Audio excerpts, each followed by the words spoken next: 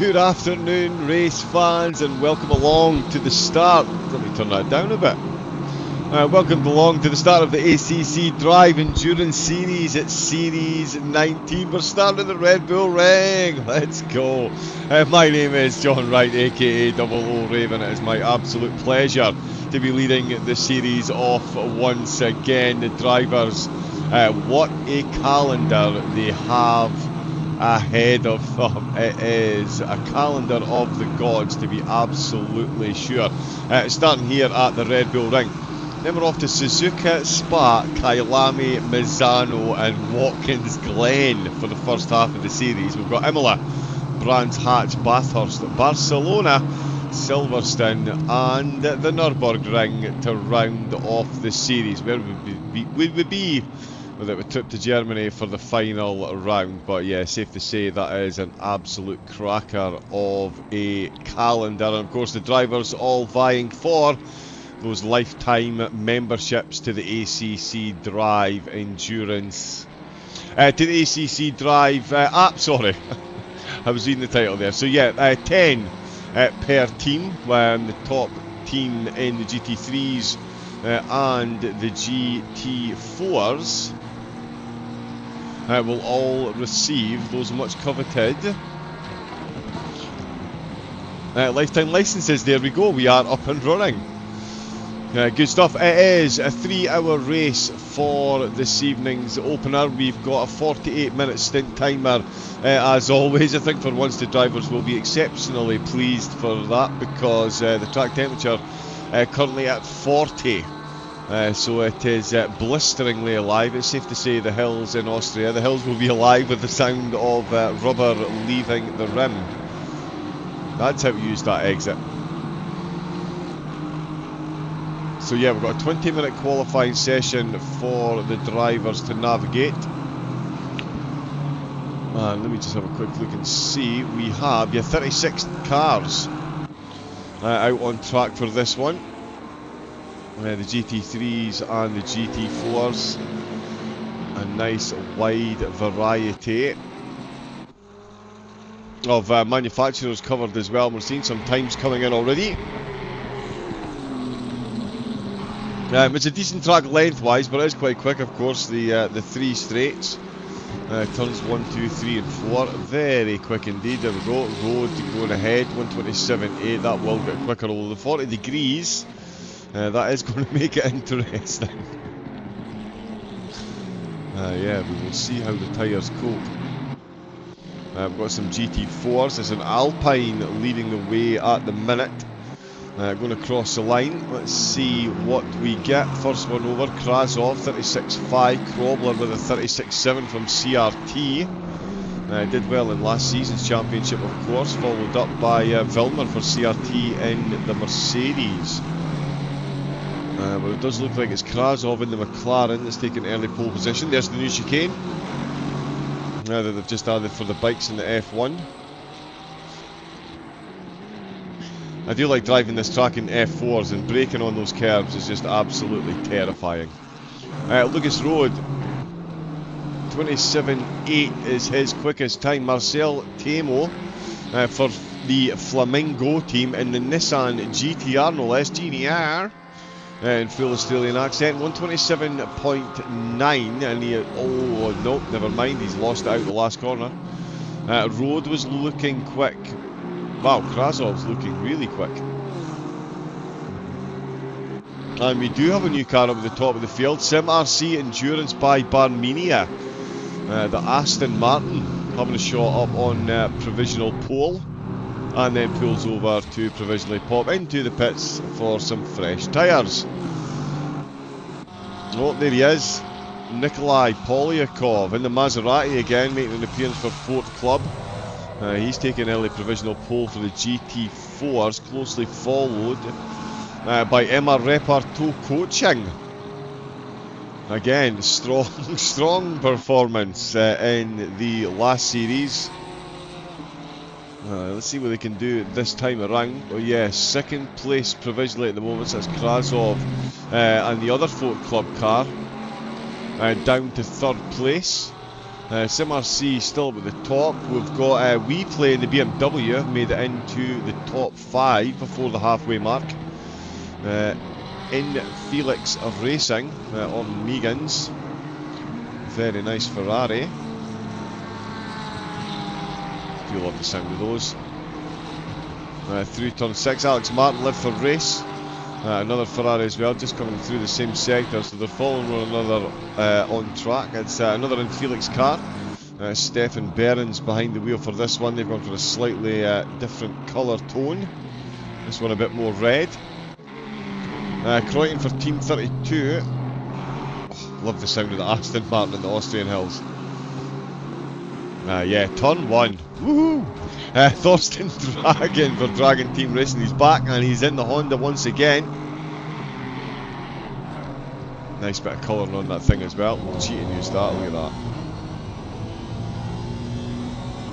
That Dragon on the side, not easy to do with those panels, I can assure you. If you haven't ever watched watch a video on how to do liveries on ACC, it's not easy. That's all I'm saying. On Megan's now down to 9th place. Oh, so Dragon went quicker. Nice. Martin's in the pits. Team 32 in 11th now. Dimitri Panarin in the McLaren. Provisionally in 12th. Pit Speed Racing, the first Porsche. No skill, just luck back again as well. BMP Racing, Patrick Krupps. They're currently in 15th, just ahead of Bora Motorsport. Another Porsche running 16th at the minute. They'll need to get their finger root. Rudy Anode. The Chill team. Not quite chilling at the back, close though. 18th early doors. Lynx Racing Spain. Jordi Capdevila in the Ferrari. And Tobias Haug. I would expect the Carbon Motorsports car to propel itself much further up the grid. We've got 2 GT3s, haven't set a time as yet. Alpha Racing Team, and I'm not really sure. We can say that one on air, but they're bringing up the rear. We'll maybe get them to change that to the 3-letter word beginning with P. Would probably be a bit better. The schedule, you can find it on in Discord and on the website.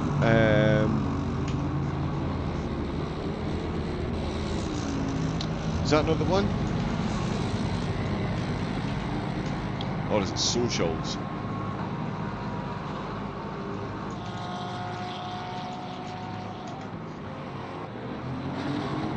I'm stumbling here.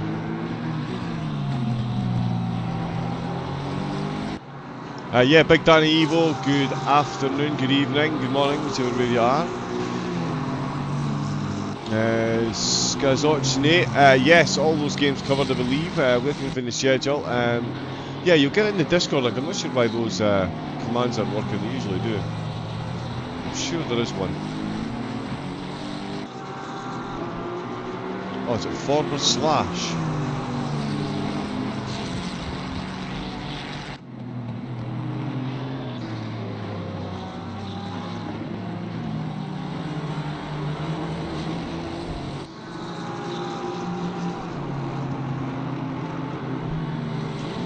No, I'm sure we've got one of the moderators soon. Let's see, we've had a change of lead. Oh no, we've not, sorry, Kevin Braun is behind the wheel. Still SimRC, Flamingo still in 2nd place. Oh yes, sorry, we have.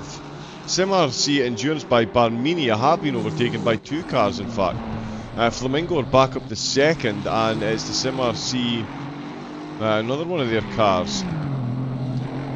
So 107 was at the top, it's now 105. They're sandwiching Flamingo, Lucas Road, down into 4th place in the 102.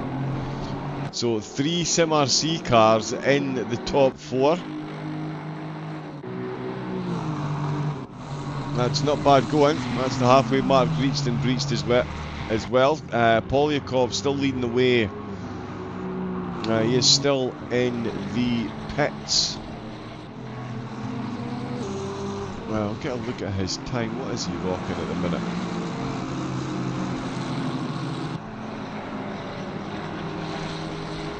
So yeah, he's about 4/10 He's looking to make up here. Oh, Roar pulling over the side into the pits. No improvement at this stage in the GT4 certainly. We do have Croops for BMP racing. Gets good pull out of Remus, head down straight number 3, and he's at 3/10, which would see him up at least a position. And he has got a nice bit of the lap left to go, and in fact does find a bit more in the braking zone. Can he carry it on the exit though, as he gets overtaken and moved down to 17th? So yeah, it'd be a good time to bring home at least half a second, and he's very close to doing that at the minute. So too is Sash behind him in 19th place. Sash just about to come across the line, in fact. Oh, and Croops has lost a bit of time, and Sash goes ahead of Croops and Musterman. Croops just lost a bit of time there through 6, 7 and 8. Oh, I was going to say steadied the ship though. Oh yeah, bringing it back a 10th. So it's going to be a bit of a gain here. Oh, really threw it in. So Croops does go quicker, but no improvement on position. Certainly threatened to do so. Didn't quite pull off. Soterox, thank you very much for the follow. Welcome into LFM. Hopefully you enjoyed today's race. It's the Red Bull Ring with 36 cars. What's not to love? 22 of them are GT3s. All 22 have now set times. And yeah, there is a big gap between the times at the minute. Oh, Kevin Braun. He is actually threatening to go quicker here. Lucas Road looking at an improvement as well. It's not going to be enough though, as it stands at the minute. But he is in turn 9. Croops has done it again, so he's definitely lost time in the first sector. He's found it back and he's carrying it through 6 and 7. This is where he lost it on the last lap, and again there, back down to 10th. Oh, back to 4.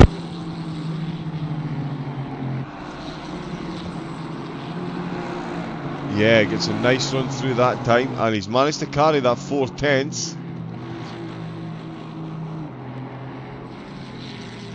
So yeah, this is going to be more representative. It's going to put him up to 15th. In fact, he's found even more. Can he carry that? He is indeed. Croops putting together a good lap with 6 to go. Crosses the line and up to 12th position. Yep, so he's found that time he lost and a bit more there. Alex Martin looking to do the same. He's got a solid train of cars ahead of him. Just pulls out with the Porsche slipstream, was so much quicker across the line, and he goes up to 7th place. One of the cars that's backed out of it, Martin's, is staying in the hunt for more time. Croops a 10th up again. The only thing happening in the GT4s really is Sunset Outrun. Very good. They are a 10th up, a lot of GT3s coming past. And in fact, that popped up to a 10th. Oh, now my apologies. Damiano for Emma Reperto Coaching has taken provisional pole in the GT4s. Completely missed that one. Polyakov has just returned to the pits. Damiano himself behind a bit of traffic as well. One's a fellow GT4, as you can see. Yeah, the GT3 Ferrari disappearing down the hill. He'll be long got at the Inflex team. So he's looking quick. We'll see if Polyakov answers. He's only 3/10 ahead of Krasov. Huge was a 10th up for the Apex Predators. He's lost that again. Yeah, that's kind of dropped a bit. Lucas Thane. Oh, Oplite, they do like to leave it to the end of qualifying. They did that so many times last season. And yeah, they've done it again. Up to 2nd place. So it's Flamingo 3rd. So we've now got one SimRC team in the top 3. And then 2 following as in Felix Racing. And it's the number 117, Burns, in the red coloured car. The blue one was the quicker. There it is there.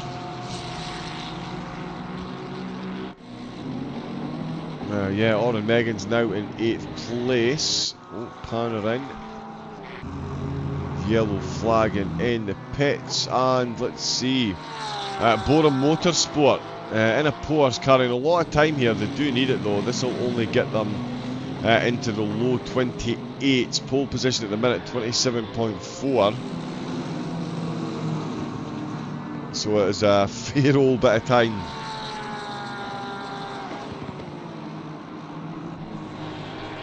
That they are needing to make up. Boom. Oh, and as I'm saying that, he's now 1.3 seconds up on his quickest lap, which would give him a 27.6 and put him in 3rd place.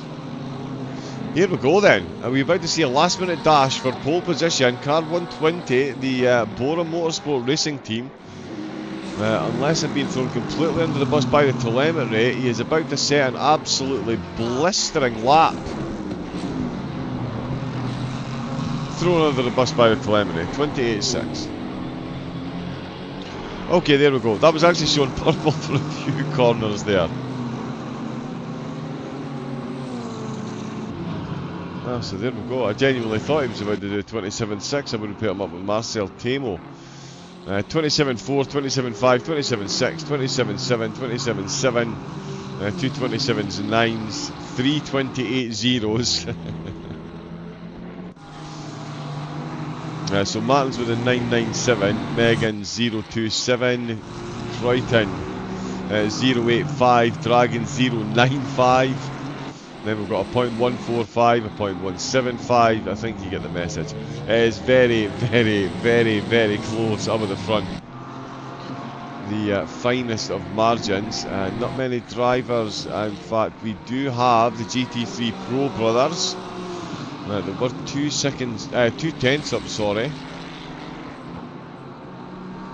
Damiano in the pit now. 1 minute and 49 to go, so it looks like they're done with qualifying. A lot of the GT4s, the top 4 at the moment are in. Krobler for Khaled is currently still out. He's in 4th place. The cars behind him are certainly still staying out. We've got Kruppers again threatening a bit of time here and there. Braun is down on this lap. He'll be racing to get across the line and get one more done if he can. Nope, with the Barmenia cars directly behind him. Nice bit of slipstream sharing between the teams.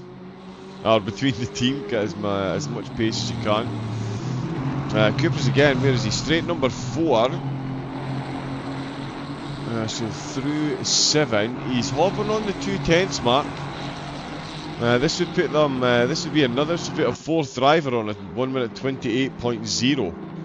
If he could bring this home, he looks to be. Is he dirty air or slipstream in the car ahead? Yeah, that is pretty close. There's 2 Barmenia cars that go. 30 seconds to go, so they'll get another lap. And Krupps doesn't bring it home. Doesn't bring it home. Kevin Bruyne. Now, long time pole sitter and is going quicker. Qualifying is about to be done. It is done for a couple of the cars. Certainly the current top 4 in the GT4s, 5 cars in the GT4s, all into the pits. Kevin Bruyne absolutely ragdoll in the car at the minute. There we go, qualifying has ended. Checker flags appearing right up and down the tower, but it is, oh, it's purple. The delta is saying marginal purple, only maybe by a couple of hundreds, not even a full tenth. So he is, yeah, he's absolutely matching his pole position lap. Pretty much spot on. If you can find anything, any place, it will make Will put a bigger gap, and Ramani's in the pits, so it won't be Ramani closing the gap if anyone does. Drawing good run in the rent down the hill. How mobile is he through the Red Bull mobile? Whoa, good exit there. It does say it's purple. We could see a marginal increase. We do 0.03 of a second to increase his gap at the top. And as I say, Ramney's in the pits, Tamo in the pits as well. Lucas Strain, one-time pole sitter, also done with qualifying. So is Rhodes, Burns and Martins. They're all coming in. They're all pulling over. We've got no... Oh, Carlett Racing are still out on track. Oh, and I tell you, Lavargie as well has just jumped 3 places right at the death. And Krobler crosses the line as well.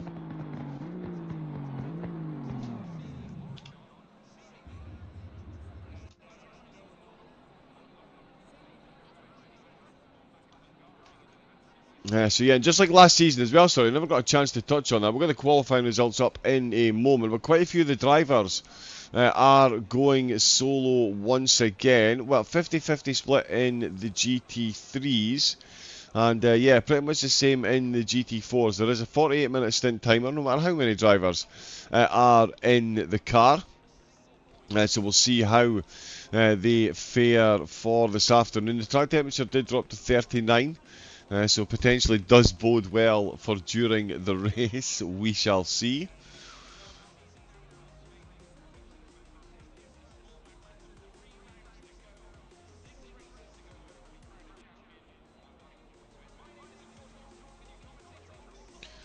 Let's see if we can...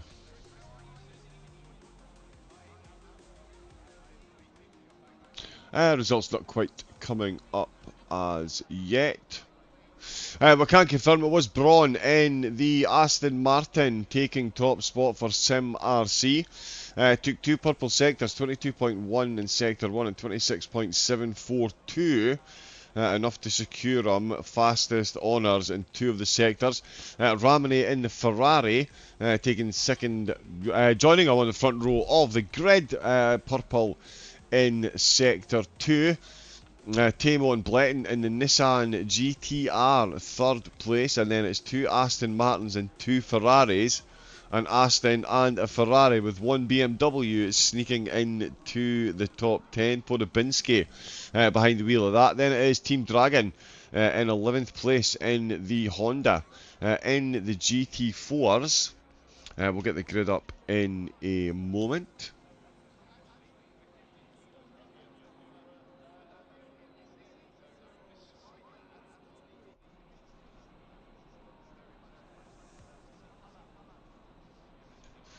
Sorry, in the GT4s, Damiano and Castagnoli for MMR Reparto in the McLaren, taking the top spot by 2700s versus Fort Club in second, Krasov in third with Krobler in fourth place. 2 McLarens and a Maserati in the top 3, followed by an Aston, a Ginetta, then 2 Mercedes, and the quickest Alpine appearing in 8th place. The quickest BMW in 12th position out of the 14 cars.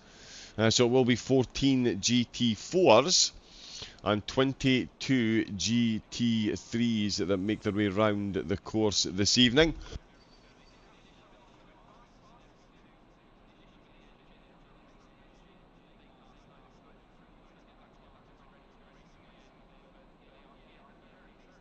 It is the first of 12, of course.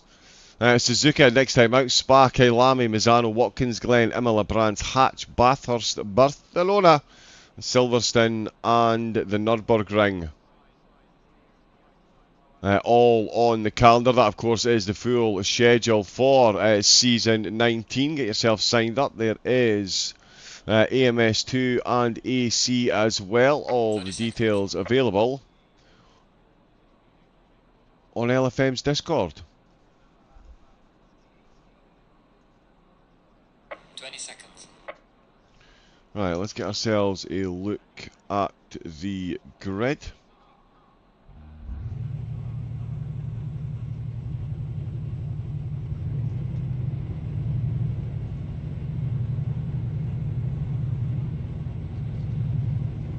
Kevin Braun taking the top spot for Sim RC Endurance.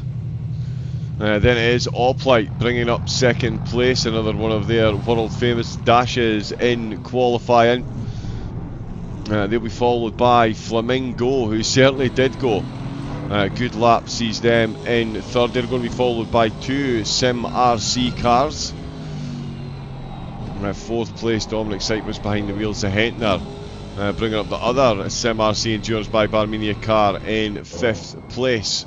Then we've got Iniflix Racing, a couple of cars that they've got, and they've all qualified well. The Ferrari in sixth position. Then it's Alex Martins behind the wheel for Live for Race. They're going to start tonight's race in seventh. Team 32. Another one of the Aston Martins starting in 8th position, with Oren Meggins for Infelix Racing in 9th place. Rounding out the top 10, it is a BMW. We play. Certainly came to play. We've got the Team Dragon Racing team in 12th place.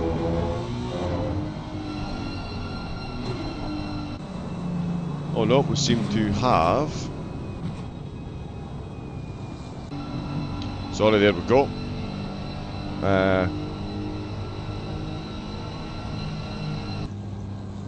Sorry, missed a couple of drivers there. That was the Ferrari. There is the Honda. My apologies. We've got a car in the pit, so it's through. There we go. It's through it off a bit. We've got the Porsche of Pit Speed Racing. They're going to need some pit speed when they get out of there. Carbon Motorsport starting in 15th place. In 16th it is the GT3 Pro Brothers. Then it is Lynx Racing Spain team in the all-black Ferrari this week. Contine Fairboars, the Porsche I thought was about to take a spot on the second row of the grid. 18th place. Musterman for no skill, just luck, their Ferrari starting in 20th position. Then it is Chill Team. Rubiano in the long-nosed Mercedes. What a noise that thing makes, love it. And then Ibrahim Traore for the Dog Poo Racing team in the Porsche. Then it is Emma Reparto Coaching taking pole in the GT4s, Ford Club and the Maserati in second place.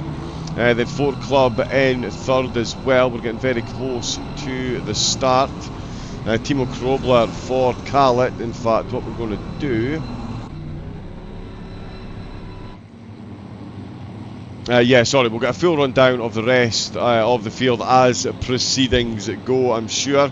Don't want to miss the start of this one though. 38 degree track temperature, so it has come down a bit. How much of an effect is that going to have? It's going to mean the tyres nice and warm. Into turn one, there we go then, green lights, foot down, flat out and flying into turn number one, and it is a good start from the Nissan. It is a good start as well for Opel, who take the lead. Heavy on the brakes for the Aston Martin, and Barmenia find themselves off the top spot instantly as Axel Ramone gets the worldie of a start. He's going to come straight back at him though into Remus along the straight to go. The Aston Martin certainly alongside as they come into the braking zone. Lots going on in the background as you would expect, but we'll stay on board with the leaders. The Nissan goes defensive, trying to hold on to third place, not going to manage to do so. Opel trying to hang on to first. It does look like they might just have done so as Kevin Braun, as we can see just how close it is between the top two at the minute. Opel, what a start they got late in qualifying. They got second early in the race. They've taken the lead. Oh, they've got the inside line. The Ferrari's got good grip. Look how close the two of them are. No paint traded in the taking of turn number 4 into 5 to go. The tight and twisty infield section, as I like to call it. These drivers code brown all the way through here. The tyres, they'll be more than glad now the track's at 38 degrees. This is what you get when you've got a nice cosy track, and it's now the Aston Martin back in the lead of the race. What an open couple of sectors between the race leaders. There has been more changes. Lucas Road has made up a spot. Meggins and Podobinski both down positions. Forsten Dragon, the Honda, breathing fire through the field. He's up. I can only apologise for that one. Up 3 spots, so is Panner and Tobias Howe.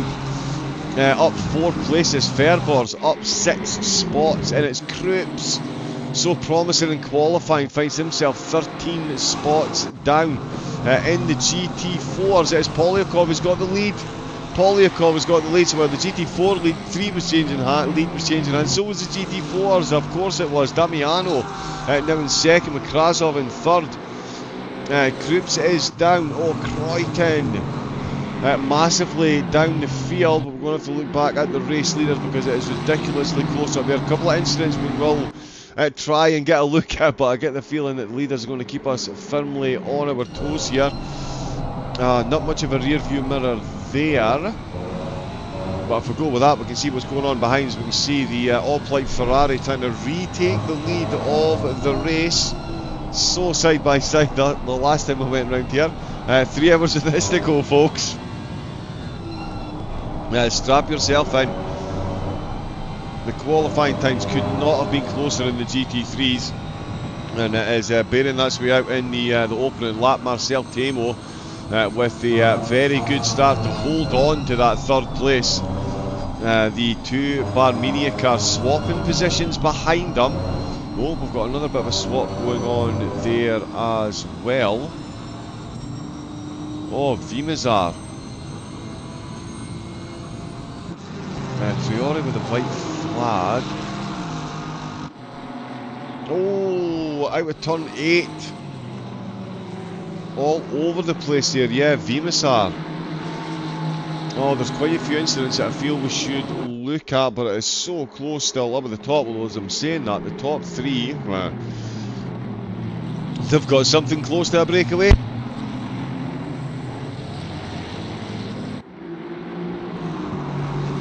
I'm not sure you can call it that.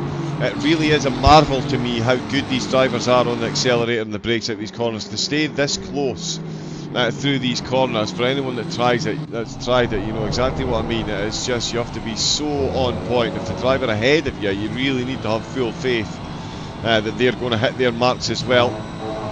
Those exit sausage curves can be very, very, very cruel indeed.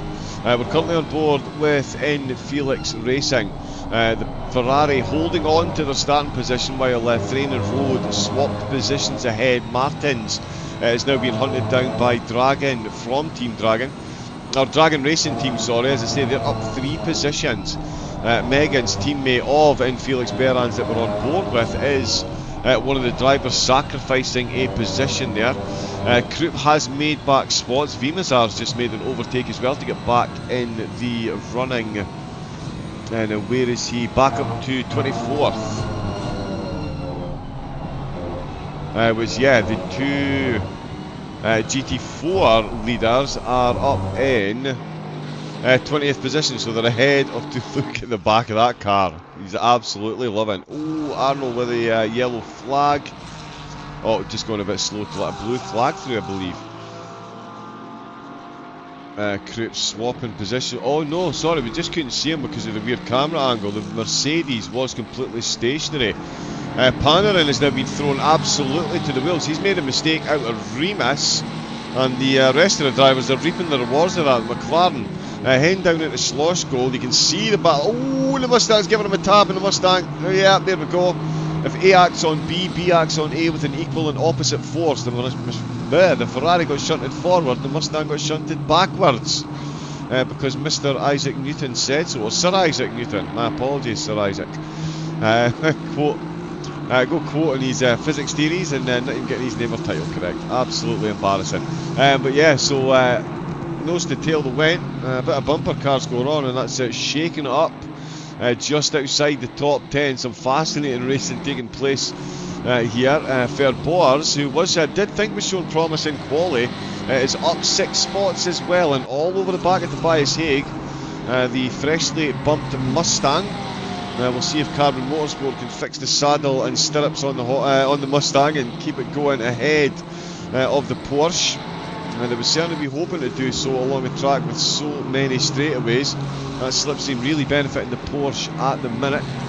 Kevin Braun still leading the way. He's got some form of breathing space. 1 second. Okay, yep, I mean, it's as big as it's been. They were side by side for the whole of the first lap. Marcel Tame. Oh, now, was that a position change? Yeah, Povedinsky. Up to 9th place. He's got ahead of Megan's. Megan's has gone up as well. Matija Meeks And 14th, I think someone, Krups, Vimazar, Croyton.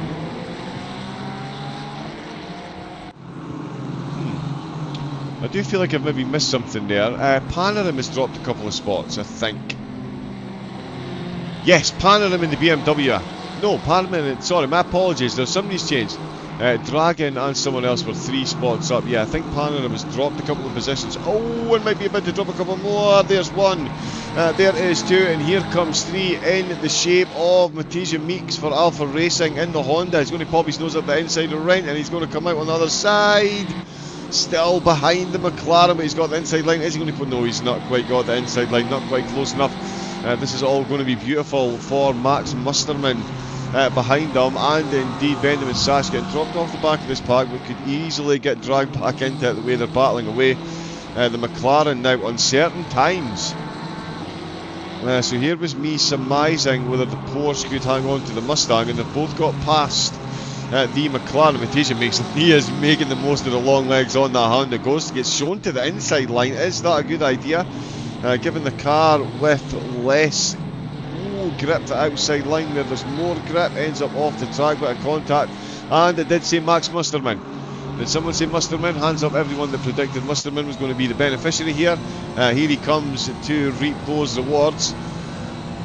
Oh, it's a good race down the hill into Slosgold. He's got on the brakes. He was probing there. The Honda had a bit of a twitch. It was almost a bit of a send, but yeah, he got to go for it there. He was holding his line. The Honda was far enough ahead. They certainly didn't make contact, but yeah, that bit of a wiggle by the Honda, that little bit of uncertainty. Oh, and it's cost him big time. He's wiggled off the curb, and it is Musterman. He's just got his nose ahead. No skill, just luck. And there we go then, 2 little wiggles by the Honda. Oh, and here he comes, the Honda, unleashing that straight line. Just absurdity.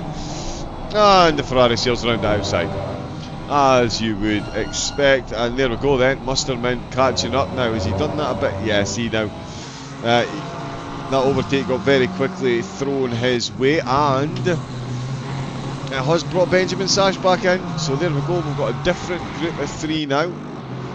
They'll all be helping one another. Every car in a train in the slipstream in these things benefits from the said slipstream. Polyakov still leading the way in the GT4s quite handsomely, all things considered. Damiano, they are back into 20 seconds. All the GT3s are back ahead, and in fact Vimazar has just taken back the position from Croyton. I think Krups in the pits. So Krups in the pits for BMP.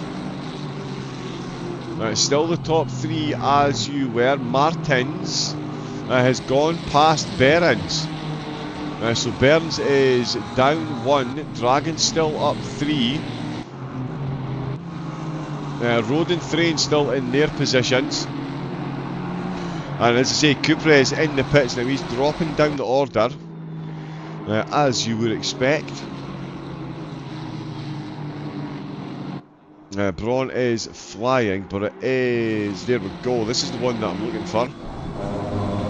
Good rear-view mirror as well. This is Pobodinsky, 9th place. So he is up 1. He's got himself ahead of Meggins, who's looking to take that spot back, but it's the BMW really outgunning the Honda along that start-finish race. So it just goes to show you how good the BMW's exits are. I would not be surprised to see Podobinski. Oh, they're 9th position. Could have sworn that said 11th, but there we go.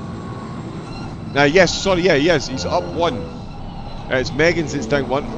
And they've concertinaed very close. You can see what I mean about having full faith in the car ahead of you when you're going through these first 3 tight right-handers. All varying forms of fun. Oh, and he's gone too deep, and the BMW is going to say thank you very much. Megan's not quite close enough there. Maybe got a bit of a fright at the concertina effect going on. Is it Stefan Burns? I believe it is.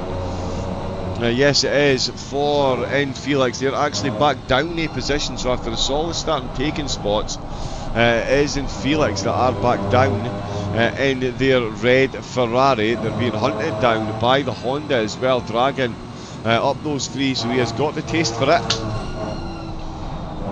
And it's, yeah, it's certainly barbecue weather out there, that's for sure. Wow, with the last corner, full commitment. I absolutely love driving around this course, it is phenomenal.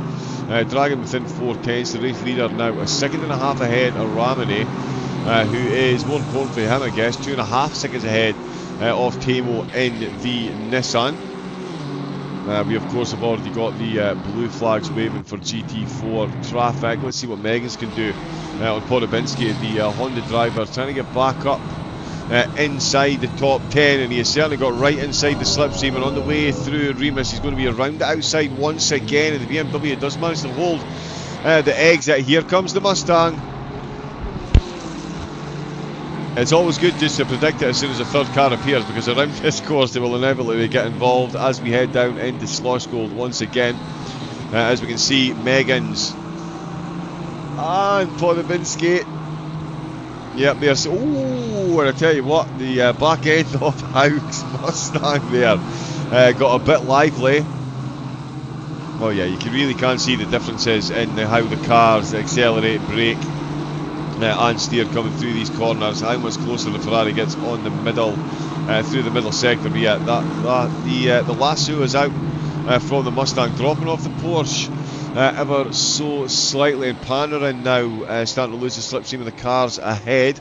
But these two certainly more than inviting times for Haug in that Mustang to get caught back up if he can. A bit of dust kicked up. You can see so many cars still on the start-finish straight. We're only 14 minutes in. Let's go. Martin's 6th position. Live for race. They've taken a spot so far and are closing the gap on Thane. And this is why we look how close that traffic is behind there. And that's one of the reasons we love multi-class racing around all these different courses. They provide absolutely different challenges. And this one, I mean, 15 minutes in, we've already got the field completely interacting with one another. So it is a constant interaction with traffic right the way through the entire 3-hour race. It's always the way around here. What a test it must be. I've never done a race longer than 2 hours here, to be fair. And I don't think I've ever done multi-class. And if I have, I've probably scarred it from my memory, as much as I love the course, because yeah, it really does keep you on your toes. Lots of overtaking opportunities, but it can all go so wrong when you have so many interactions. At the minute, Braun navigating them perfectly past Kallett to finish another lap and start another lap indeed in the lead of the race. A lead that is now growing as Ramini now 3 seconds down, so not doing so well through the traffic. In fact, should we jump on some replays? There is a couple from the opening. We can maybe see where a couple of drivers have dropped off, although Megan's is still very close to getting back into single digits, and there's a lot of traffic there. Yeah, I tell you what, let's have a look and see some replays. So this is the GT3 bros on the opening lap into Remus. We're going to go round the outside. Okay, so yeah, they came across another accident that had already happened.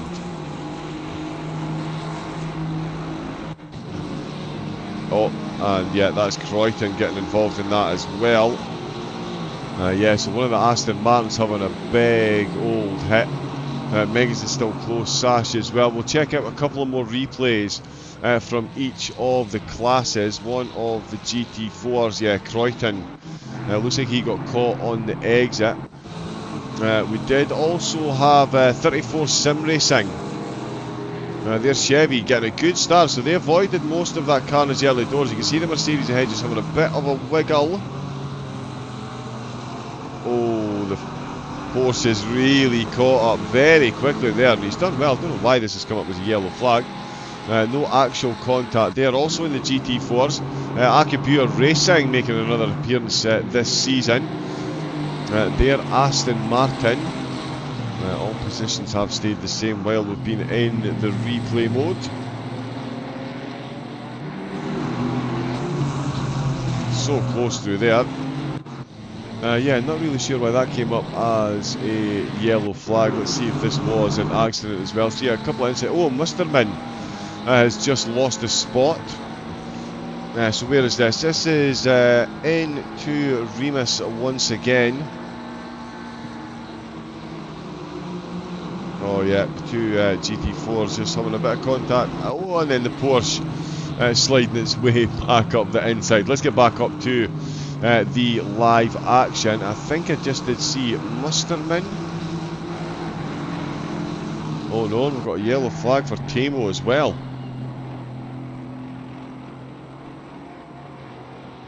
Also, Tamo having a bit of an incident. Where has Musterman gone? Oh wow, down to 15th position.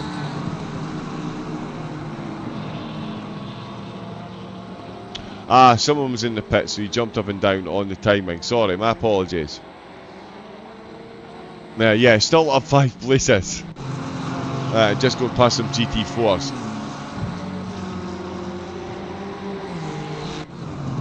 Yeah, still ahead of Sash, Traore and Ano.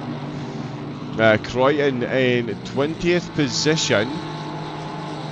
We do have a couple of GT3s that are now behind the GT4s again. Capdevia, who I believe has been in the pits. Yeah, Capdevia has been in. Cooper is, we saw, in the pits as well. Quick pits as well for Vimazar. Oh no, that was quite a long one actually. They might have teleported and got a hold because of where they crashed. Braun still leading the way, and that gap is growing. It suddenly jumped to 3 seconds at one point.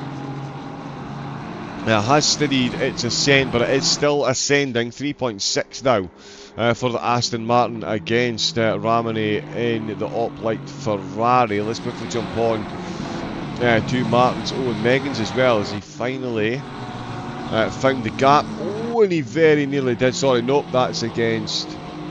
no, that was a GT3 against a GT4. Orange is still trying to get past Porobinski. Burns and Dragon still 2 cars ahead of them, and they've got Thomas Hike, who hasn't managed to make any improvement on his position at the moment either, but certainly well poised behind the 2 of them to get himself involved, as we've seen so often happens in this track. Max Musterman, oh, there we go, he's got a lucky clover on the roof of the Ferrari. That'll have helped him get the 5 positions so far, and many more can it get him. If it does, it's going to be at the expense of Matija Meeks, one of the few drivers running the position they started. Everyone else up or down like yo-yos. Carrera in the GT4s, Martinez as well, but they have both been overtaken by other GT4 cars. It's because the GT3s are behind them.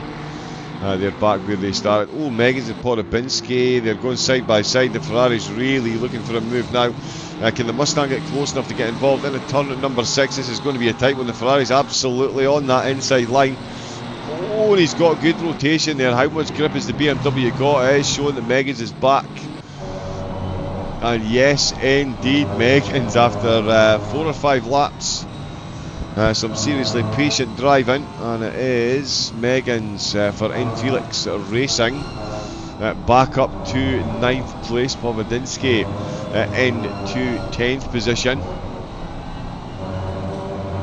Good racing by them both, and of course Haig in the Mustang, not too far behind this little battle either. And in fact, Thrain and Martins are going side by side as Martins is ahead.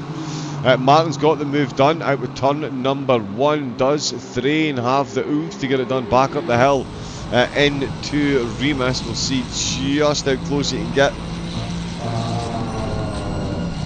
Look at that, right on to one another. Keeping it between the mayo and the mustard somehow there. And it is Martins that takes it. He's got a good exit out of Remus, heading down straight, number 3. Into Schloss Gold we go. The Aston looking a bit far back to try ascend there. Will get close. under braking. What can the Ferrari do on the exit though? Pulls over to the right very quickly indeed, trying to ensure as little advantage given to his opponent as possible. Extra little dab of the brakes here just to steady the Ferrari through turn number 6. Out of Roche and towards Rindt. Such an important exit here. So easy to violate those track limits. To Aston Martin as smooth as you like across there. Into Rindt we go, and it looks like this is a solid run by Martins. Ooh, just as I say that, goes a bit sideways. One to the left of the yellow sausage curb, one to the right of the sausage curb, both of them live to survive. Again, the Ferrari pulling over just to break the slipstream. The Aston Martin, you know what, it's not worth it, let's face it.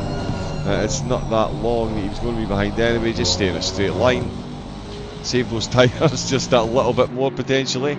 But yeah, no, solid move by Martins. Meggins and Podobinski, they are involved once again, and it is the WePlay car that is back ahead. Oh no, sorry, he is. Oh, it's Haug that's ahead. My apologies. It is Haug that's got ahead of both of them. Oh, there's been contact in the background. That is the Porsche of Verboers and Meggins. That's instantly dropped them out of this battle then. What has happened there?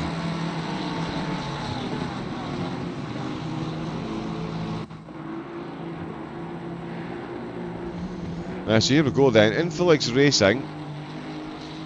We will check this replay.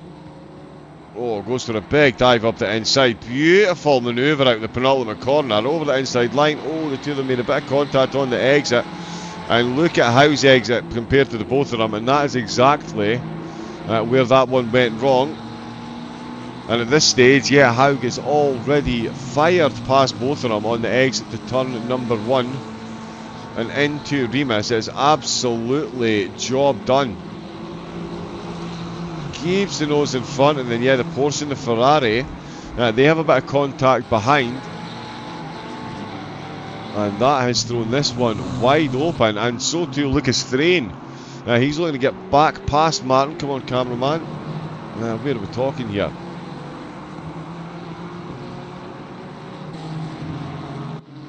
Bernd, Thrain and Martin. Now this is a nice close one. Bernd's looking to get back up a spot. Thrain looking to get back up 2 positions. And Martin's keen to hold on to the 2 positions that he's managed to gain himself so far.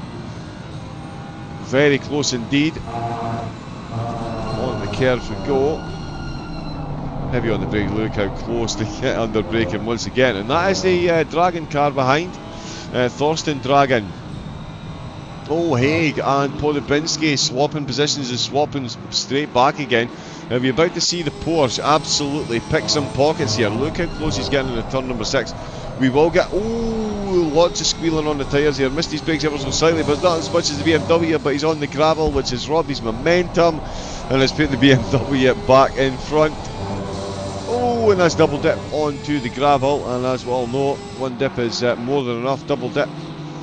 And you are dropped. There we go, the top 2 then in this group. In the GT4s, apologies, in the GT4s it has been so close. Up at the front, can confirm though, it is Nikolai Polyakov, 21st overall. They do have a GT3 behind them. In fact, he's got a couple of them, one blue flag and one 4th position. Damiano for Emma Reparto still in 2nd place, 6 seconds behind after taking pole position. Polyakov putting in a very quick stint so far. Krasov for Ford Club, making it 2 from 3 for Ford Club. Then it is Calit Racing back up near the sharp end as well. They've got their Aston Martin in 4th place in the GT4 category. Then Buchholz Racing Teams, McLaren are in 5th position. Apex Predators in 6th, and Lynx Racing, Cap de Via has dropped several spots and now outside the top 5 for the GT4s. Meggins is close, so is Dragon, in fact, 8th place for the Dragon, now breathing fire all over the back of this Ferrari Aston Martin battle. Sim RC Endurance doing really well in qualifying. In the race, it's been a mixed bag for the team so far. in Felix as well. Behrens in the car just ahead of the Honda.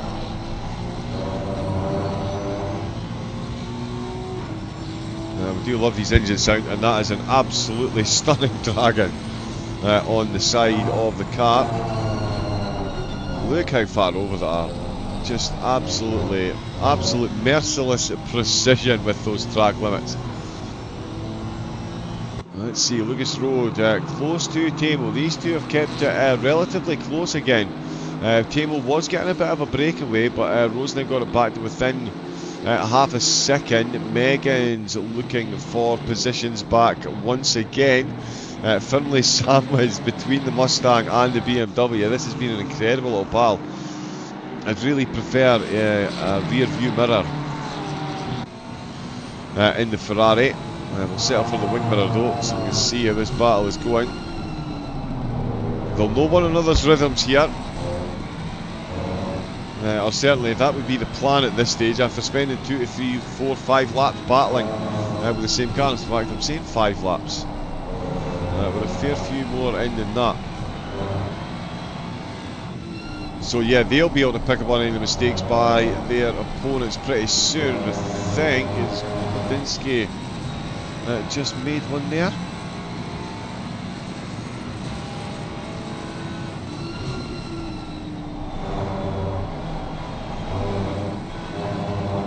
That's not moving. There we go. So where is he? Sorry. Oh no, he is just still sitting right off the back of the two of them. There we can see him in the wing mirror. The lap times near identical, as you would expect. Polyakov has now got the rest of the GT3s back ahead of him. We've seen 4 cars into the pits. One of them, one of the GT4 cars, that was for a drive-through penalty for Fed Martinez, the Predator Racing team. So certainly an unwanted stop there for them. Vimasar we saw in the pits, Cooper of course in the pits, and Captivia back out with the pits now. 24, so sorry, my apologies. Polyakov does still have GT3 cars behind them, but they will catch up pretty quickly. The track map does look a very busy place, much like the rear view mirror of Lucas Thrain. Ah, yeah, Aston Martin things. No rear view mirror there. So, my apologies. Thrain down 2 spots, of course, swap positions with teammate Road. And the GT4 car, they both go either side with Thrain. Then lost another position to Martins, we can see just up ahead. We can see Stefan Behrens, who is down in position himself. The other driver loses position to Martins. And looking to get himself back as he exits turn number 1. He is right in that ring mirror, right in the wing mirror there. And Dragon not far behind. Tobias Haug is now the biggest gainer in the top 10. 7 positions he's up. Oh, the Ferrari getting very close. As I'm looking at the timing tower, he's absolutely looking at that inside line. They've got Khaled Racing just ahead of them in the GT4s. They're going to go past in plenty of time for the braking zone. Beautifully done. Ferrari electing to stay out with the slipstream late down the hill. That is bringing Dragon right into this one. Here is the Honda. Absolutely on point. And so too Tobias Haig. As I say, up 7 positions on where they started in the Mustang, the Carbon Motorsport car. I did say expect them a bit higher up the grid in the qualifying, and didn't think that quali time was very representative of the team. This certainly is getting that way into the top 10 they've gone. Of course, a couple of the cars early doors dropping down. Let's get that and get a quick update on where they now are. Camera will change, there we go. Now of course Croydon for team 32. We saw what happened to them on the exit to Remus, facing the wrong way, and it took a lot of contact. Down 10 places overall. Cooper is now down 8, so has made it back a couple of spots in Captivia for Lynx Racing Team. Oh! An absolutely torrid time for them now. back out of the pits, and those back tyres absolutely not in the window there. But yeah, other than that, all minimal losses in position. Wilmer for Khaled is down 3 overall, so has dropped further away from the top 5, but certainly the top 2 in the GT4s absolutely flying. Polyakov establishing dominance. He is now, 5.4 seconds ahead. Damiano, though, is still 9 seconds ahead of Krasov. So no slouch himself behind the wheel. We've got lots of follows coming in. Good afternoon, good evening, good morning, wherever you do reside. Let's see, we've got Attack TM, Baldy _T, MK, and Encavero. Welcome in, thank you very much for the follows. Oh, there you go, LFM Socials. That was the command I was indeed looking for.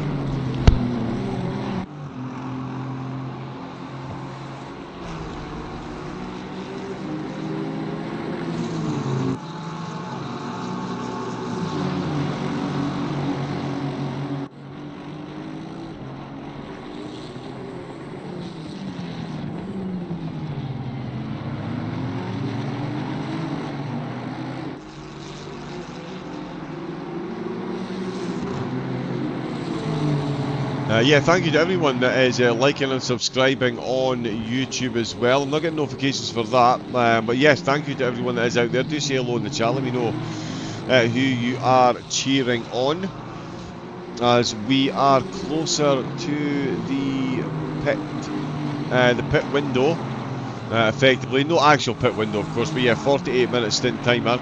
And we are much closer to that than we are the start of the race. A few of the drivers have been in already, a couple of them for penalties. Look how close this battle still is.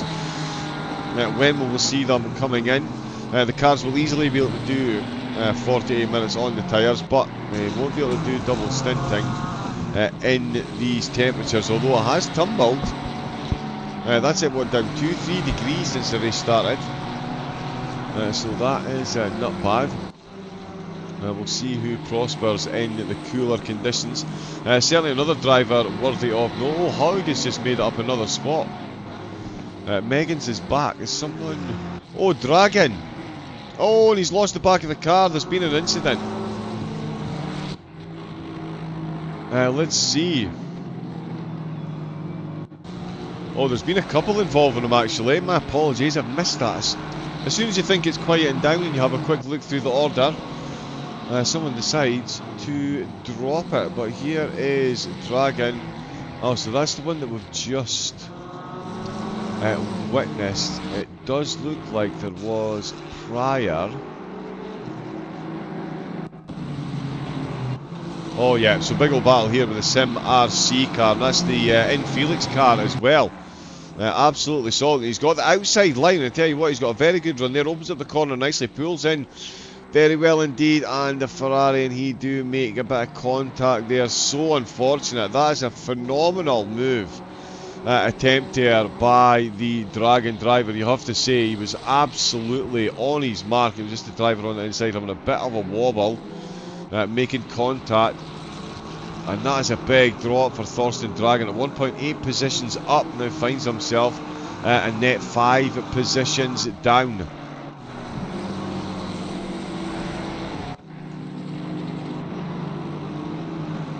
Pobodinsky is now behind the Porsche. It's all changing all over the place. Yeah, so here, no, here we go. Oh, and I tell you what, they might get themselves ahead of Haug there. He's had a bit of a wobble. I'm sure you can see that in the foreground there. He had a big wobble on that exit curve. That won't have done his straight line speed any good at all. He is still behind that in Felix car. So he's tucked well in there. That of course is Megan's. Once again leading this little train. Barentz is breaking away. He's now got a GT4 car between himself. Oh, Haugen, Ferbeno's changing positions. Has he got it done? Pobodinsky. Ferbers has in the Porsche. He's going to come right back up around the outside down into Schlossgold. Are we going to see Pobodinsky be the beneficiary here. Oh, there's a Carlton Racing GT4 car in there as well. Absolutely beautiful stuff by all concerned. There's another McLaren GT4 just to throw that one in the mix. Of course, and the Mustang maybe a bit late on the brakes, couldn't quite get the car rotated there, and that's a beautiful move by Pobodinsky. He has seized the opportunity, and the Mustangs really had to back out with that one there. It's not always about setting the... In fact, to winning a race is usually never about setting the fastest lap. Being quick, being consistent, being good in the pits, and being able to interact and use, in fact, the other traffic in multi-class races to your advantage, if not at least your adversaries' disadvantage. There we go, I overcomplicated that one slightly, I feel. Yeah, and very nice use of the traffic there. Ooh, and he's run very wide. Yeah, but he's just come back on, so that's broken his momentum there completely. So that is fair bars, up 10 positions in the Porsche. And there can confirm there will be huge slices of humble pie for the commentator after doubting its potential around this course with such long straights. Up 10 spots, and now the biggest gainer in the top 10, up in 9th place. Phenomenal drive there. Must have been still up those 6 positions as well. Nikolai Polyakov is still absolutely dominant in the GT4s. And in fact, we might have a podium battle going on here, as Krobler and Krasov find themselves dueling it out for 3rd position. And this is going to be a close one. Oh, they've got a GT3 in between them for the moment, so a potential state of execution for Krasov. Here comes Dragon in the back, just behind the two of them as well. That's certainly going to make it interesting for them. But we will see. Yeah, so I'll keep an eye on that battle in the timing towers. 406, yeah, Vilmer down 3 spots in the GT4s for Kala, looking to get back up and certainly getting close to Kala and fellow Kala car and RRT as well. That Mercedes, quite the size difference between it and the little Alpine. Same in all the classes with the Mercedes, I guess. But Vilmer is close, so that went down a bit further down the grid in the GT4s, but still some comeback positions on the go there. Pobodinsky is getting back towards fair bores once again. They're still keeping in touch with Thrain and Megan's. Road still keeping in touch with Tamo as well. That gap now at 1.5 seconds. So it is still Braun in the Aston, Ramone in the Ferrari. And then Tamo 4.7 seconds down, rounding out that podium as the BMW goes past the GT4 race leader. The Nissan still being hunted by fellow Sim RC endurance car, fellow Aston Martin as well. That gap, as I say, 1.5 seconds. Pobodinsky is still only 4/10 behind, so we're going to need to keep an eye on this one. And indeed,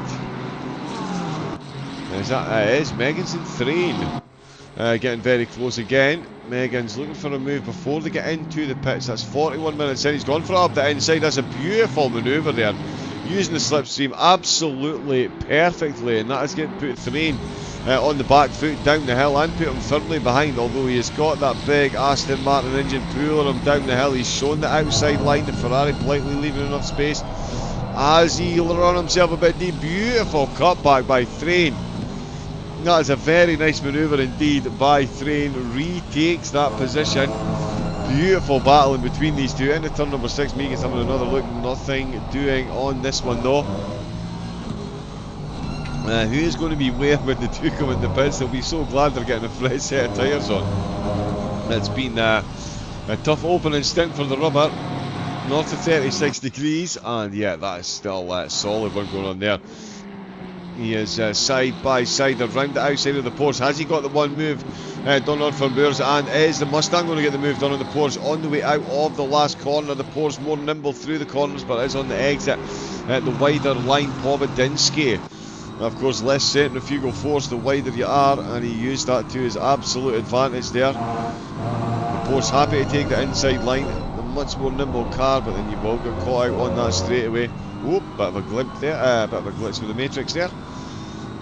So along straight number 2 into turn number 3, sorry, remiss. That kink on the straight is actually technically turn number 2. Oh, it's a good exit once again by the Porsche, the BMW. Taking the inside line early, so can still make a defensive move, drifts back over onto the racing line. The Porsche knew he wasn't going to have the pace to get it done on the straight. Will we see him appear around the outside? We can certainly hear that engine revving mightily alongside there, but not quite got the oomph on that corner exit to challenge for the position. Oh, another little bit of neck codish there. Just a little bit of a glitch from the Porsche. Well, the BMW is close, and I tell you what, Tobias Haig will not be enjoying the view he's got at the minute. He's worked hard to get up 8 positions. He's dropped 3 of those, and he has now got 2 of the drivers looking to take advantage of that situation. Panarin in 12th position. Matej Meeks up a spot. Oh, Ramani's come into pits.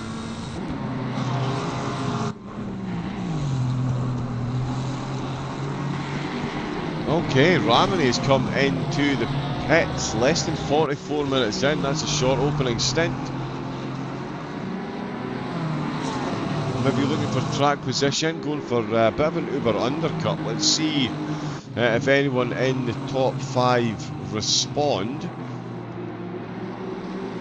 It's certainly one of these tracks you wouldn't expect it to be traffic. I mean, you're going to have traffic for the entirety of the race, so you wouldn't expect that to be overly in the thought processes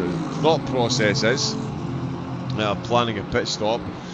But yeah, comfortably out ahead of Vimasar, who was the lead driver to have taken a pit stop, one of the early ones. Ramani back out 16th position. So let's see who answers. No reply from Braun, or sorry, his reply, staying out. Megans is still looking for an overtake. The Ferrari looking pretty quick. Tamo Road stayed out. Yeah, I think. Oh, that's a wide entry. Oh, an RC Barmenia car. I tell you what, that's an unorthodox. I think it's safe to say unorthodox entry into the pit lane. Sure, the stewards are currently sharpening their pencils on that one. Thrane comes into the pits as well, so a few of them have answered. They do still have 4 minutes left to come in, 4.5, which is quite a few laps, so this is going to shake up the order, and Meek's looking to shake it up further in that Honda, piling the pressure onto Panarin at the moment. It's now showing us up 5 spots, obviously, with cars coming in and out of the pits. Should have really clicked that button there as the race leader comes in. So the race leader has come in. Yeah, with 4 minutes left on the stint timer. Martin's, a little bit of a yellow flag dealing with some traffic, comes in to the pits. That's Dragon staying out by the look of it.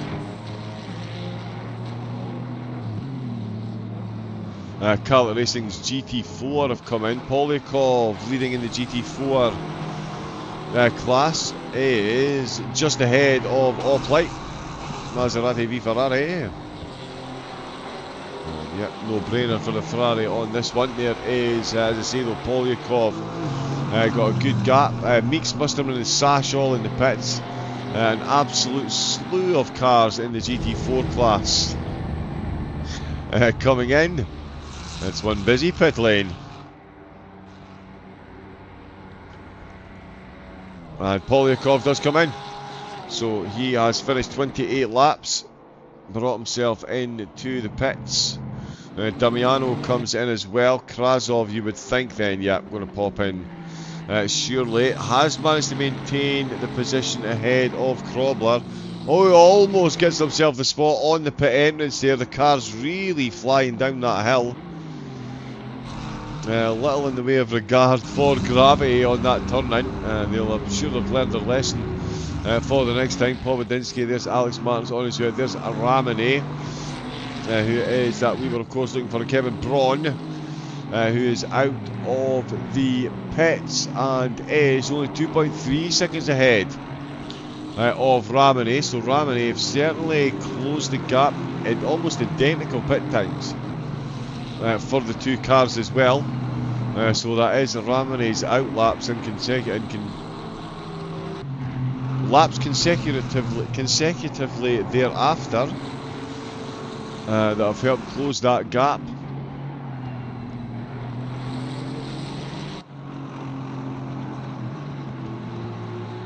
Oh, Martins. There we go. Flies past that GT4 nicely. Timo comes into the pits, so too does Lucas Road. Another two, Flamingo and Sim RC in. Braun will retake the on-track leaders, but more GT4s making their way out. Krasov. Now here we go. We've got the fascinating mathematics coming. Some very short pit times for quite a few of the GT4 cars. I can confirm after the first round of pits, Braun, Ramone and Timo still leading the way in the GT3s. So still very much as you were. Hentner, Martins and Berens. Simmer St. John's, they've dropped a bit of time. Let's talk about the GT4s though. Mikhail Krasov is leading the way for Ford Club. They did a drive-through, so they've gone for a double stint approach. So 2 48-minute stints. They've taken on enough fuel to be able to do so. Klimov for Ford Club, he's taken over for Polyakov, back out in second place. Full service pit stop for them. Full service for MR Reparto coaching as well. Yudes with a splash and dash for fuel, only 18 seconds in the pit, so they're now ahead of Krobler. Winner for Krobler. Drive-through they did, and Calet Racing's other Aston Martin in the GT4s, they did drive-through as well. Full service pit stop for Buckholz Racing. Splash and dash for fuel for Akapua. Splash and dash for fuel for Apex Predators number 409 car. Full service for the Alpine. Full service for Pacman and for Sunset Outrun. Their Mercedes did a drive-through. So a wide array of strategies for the GT4 cars. By the look of it, no one in the GT3s going for a double stint at this stage. I feel like I just missed a big cloud of dust being kicked up there. Certainly some longer pit stops. Megan's, I think, with a 5-second penalty, 6 seconds slower than the field around her. Maybe taking on some extra fuel for this stint. But certainly that is Megan's down 3 now on where they started. Looking to take at least one of those positions back in the near future, and that is going to be very nicely done on Panarin. But are they going to be able to hold it down into turn 3? No, they're not. Panarin comes firing straight back again, and so too Matija Meeks involved in it once again. Up 1 overall, but down one since coming out of the pits. And looking to take one of them back at least.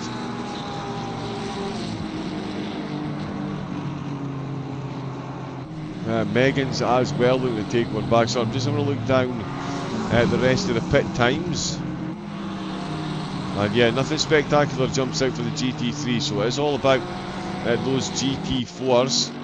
Krasov, so it's 4 Club 1-2. With that drive-through being executed by Krasov. Now that has given Krasov an 18-second gap over Klimov. So yeah, it just shows you how much of a turnaround that is. They were stationary, Klimov stationary for 34 seconds. But Krasov 18 seconds ahead, so they're definitely still net lead of the race, but on track it is Krasov. Castagnoli out for Emma Reparto. They have come back out in 3rd place after a full service pit stop, and Nudes for Apex Predators back out in 4th place ahead of Carlet Racing after their stop for fuel. Carlet Racing currently got 5th, 6th and 7th in the GT4s after one of them did a full service pit stop. Vilmer and Mies in the Aston, 2 of the drivers doing just drive-throughs to clear the stint timer. Oh, something's going on.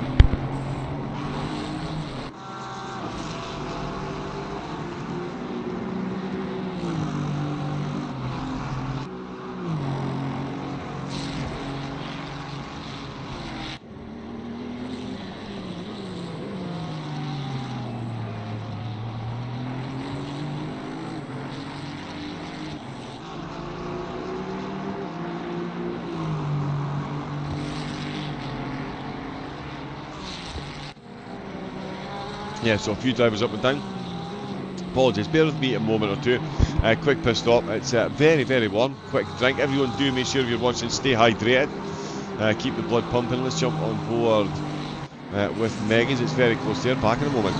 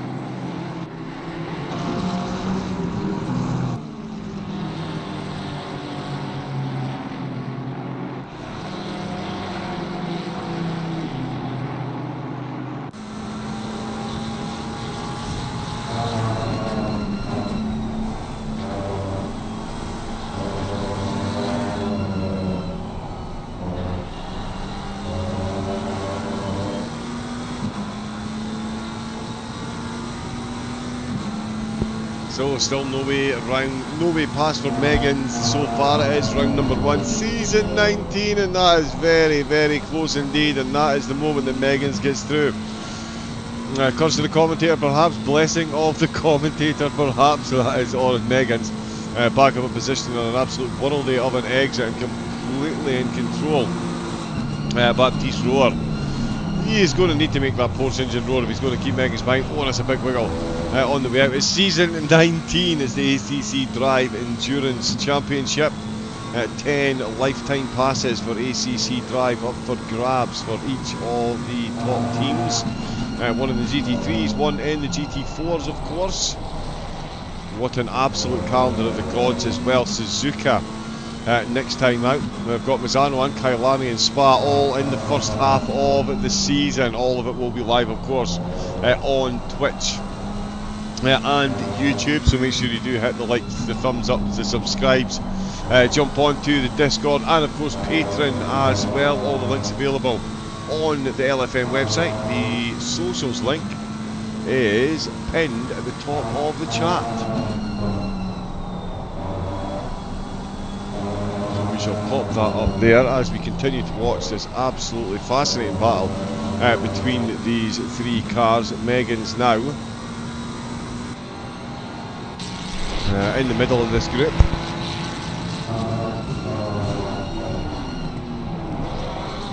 Looking to use the traffic, does so quite well, although the Porsche doing well, keeping that inside line. Look at the McLaren nose there. This is it, surely the Ferrari going to take this one up the inside line much quicker. Oh, and that's a big bump draft there from the McLaren. I'm not sure. The Ferrari seemed to lose a lot of them. Did the McLaren gain a lot of pace, or did the Ferrari lose a lot of pace and the Porsche suddenly disappeared? Oh no, there, because he's on the outside line and he's boxed in. He's going off the left, and again, that's how you use the traffic. And the McLaren's going to fly down the inside. The Porsche has been absolutely caught out, and here comes the Honda as well. That is beautiful work by Matej Meeks, and that is absolute agony. After a very good run out of the pits, Baptiste Roar suddenly losing an absolute handful of positions there, and they're still battling away ahead as they go past another one of the GT4 cars. Panarin having quite the race so far. Absolutely loving it. Let's see.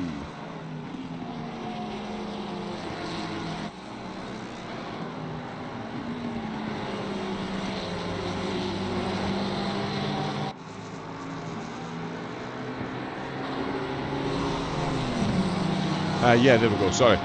Braun still leading the way, although it's a much different affair from the first stint, because out with the pits, that little undercut to gain them 3-4 seconds really has gained them a lot more than that, because it's put them right on the tail again. As soon as you look at one part of the field, another part, yeah, excuse me Mr. Cameraman. So this is for the lead in the GT3s. Sim RC with some solid entries and some solid races last season, so too Oplight and Sim RC have come heavy-handed this time. 3-4 cars in the GT3 category. What an exit out of the last corner. He's going to have this one up the inside into the braking zone. More than enough room left. Oh, and Aston Martin on the outside. Again, that wider line often does have more grip and more acceleration, therefore. That is beautiful work again. These two putting on an absolute show on the opening lap. It was the Barmenia car that came out on top, and it's come out on top once again, but Oplight absolutely in the hunt, and so too Dominic Cyprus. He has taken over behind the wheel of one of the Sim RC Endurance cars, car 107, and he is firmly in the hunt. He's got Stefan Berens of In Felix Racing just ahead of him, and again, constant, nice, constant traffic. Oh, he's touched the McLaren there, and that is a big, big wiggle for Krasov, who is the GT4 class leader at the minute. Does manage to survive, won't be too impressed, I'm sure. Klimov still chasing him down. Matej Meeks looking for more gains here. Looking to follow more drivers through if possible. Dominic Cypress looking quick, but we're going to have to stay on board with the race leader. Coming up to again more traffic as we are just over an hour in. We've seen one pit stop from the vast majority of the teams. A couple of cars have been in twice, some of them for drive-throughs, some of them after early pits. The grand scheme of things though, to start with 36 cars and have less than a page of bumps and contacts on lap 1 around the around the Red Bull Ring. I really do think speaks volumes for having a 40-degree track temperature for starting the race. Yeah, very easy to get the tyres in the window, I'm sure, in those conditions. The drivers might have disagreed, maybe, I don't know. Would be, let me know in the chat. There's a reason I commentate and don't drive.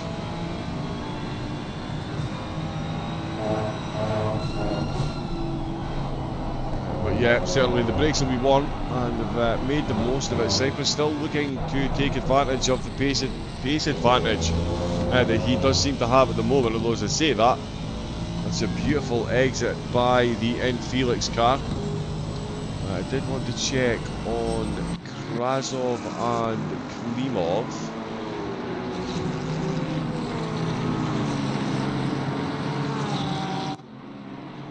The gap now up to 20 seconds, I believe. Yeah, 21 seconds. So Klimov not as quick as Krasov, it seems, and Castagnoli is starting to close that gap, getting to within 2 seconds. Another podium battle in the GT4s is brewing, and certainly Krasov. And that is the Alpine. The Alpine gone a sailing. Carrera there, just missing his brakes trying to let some of the blue flags through. It does survive, is back on track, but exit gravel. Panarin and Meeks just had the slightest bit of contact there. They have both survived. Roar is still close to the back of that battle. We've still got the battle for the lead. And Cyprus. Pobodinsky is closing up on the battle between Cyprus and Berens as well. Oh, it's knowing where to look and when. Love that camera shot on the curbs here. Here we go. So the GT4 race leader once again. Getting passed by a thicket of GT3 cars. There is Pobodinsky. Just popping himself past. The SimRC car. I'm going to look up the inside line. Didn't quite have the momentum to do so. And will be acutely aware of the fact. Meerman out for Dragon Racing Team. Just having a bit of a moment. Let's have a look and see.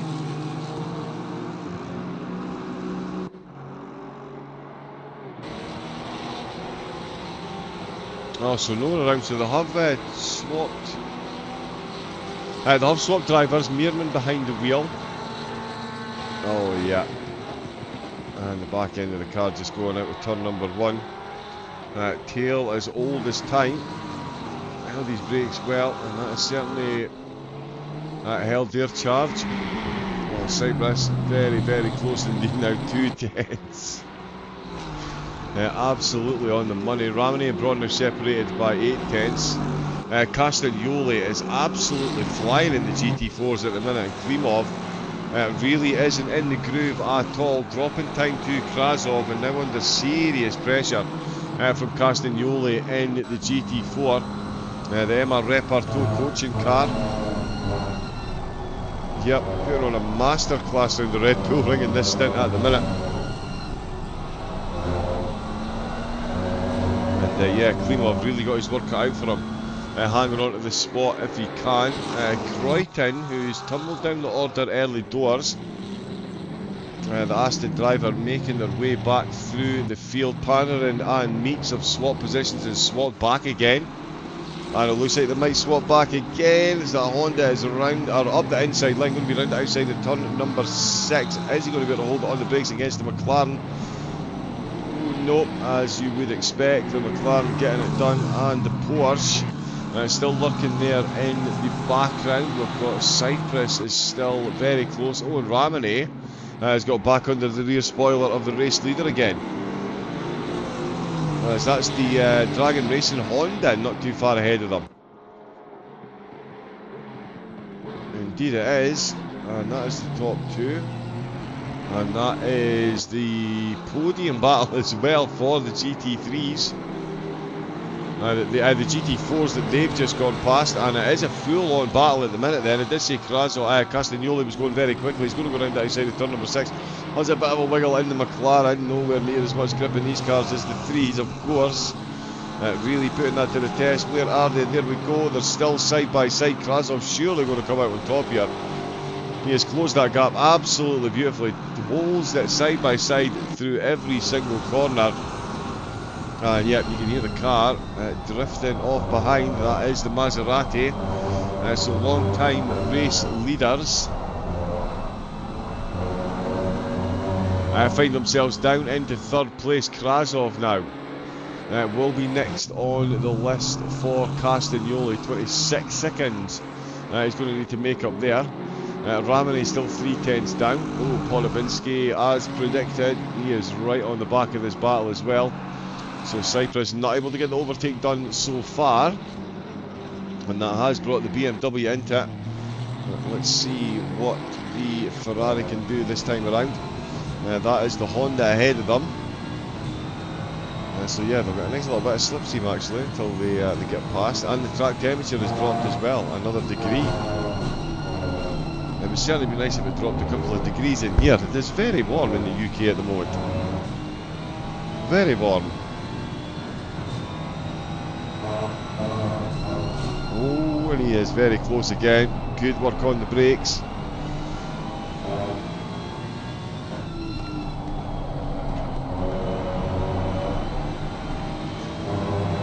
Oh, not exactly where you'd want to be going past the blue flag car, but that is what the racing god saw fit, and yeah, the Dragon car backing right out with that one there.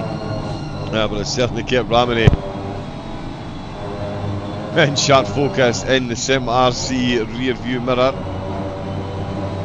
Oh, both of them keeping it as calm as a comb out in those last couple of corners. As the Dragon car drops down, these two still dueling out. So too is Cyprus and Varennes. And you can see Polovinsky there as well. Oh, has got that GT4 just ahead of them. They're going to go 3 wide. He's going to take the opportunity, or at least he's going to try, and it looks like he's got it done. He has indeed. There is the tail end of the Ferrari into the penultimate corner. A lot of tyre smoke coming up. Has he run too deep? He has. Oh no, he's not. My apologies. He's bang on the middle of the curve, exactly where he needed to be, and that is the Aston Martin. Back up to 5th position. As Burns is down, there is the Apex Predators, Polovinsky, not able to take advantage of what's going on there. Sash and Freytag, they're having their own little battle here in 15th place. And quick check on Castagnoli. 25 seconds, so he has he has closed in a bit since getting the overtake done. Kevin Braun just with a yellow flag there. Ramone, ooh, very close. Oh, I'd much prefer a better rear camera, rear spoiler cam on the Aston. It's not really the best, but oh, there we go. We do see the Mercedes. 2 different lines into turn 1. Both of them getting very similar exits, weaving through the traffic once again.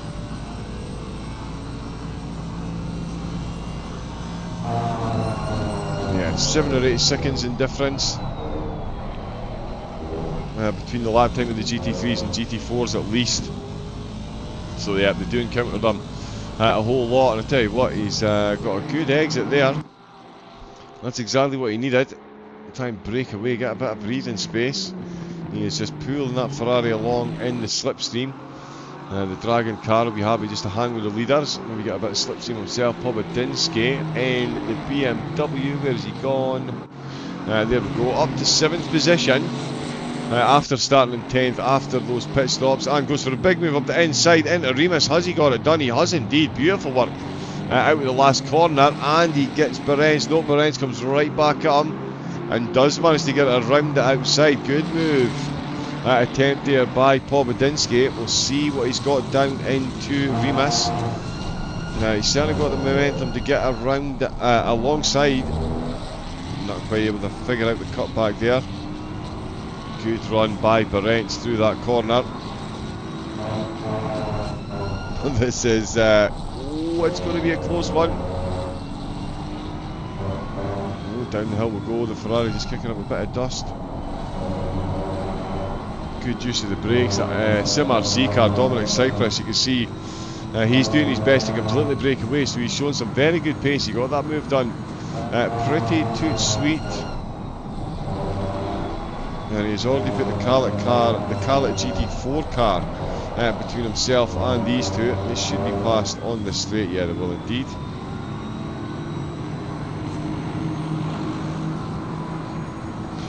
Moves over as quickly as he can to not give up any slipstream.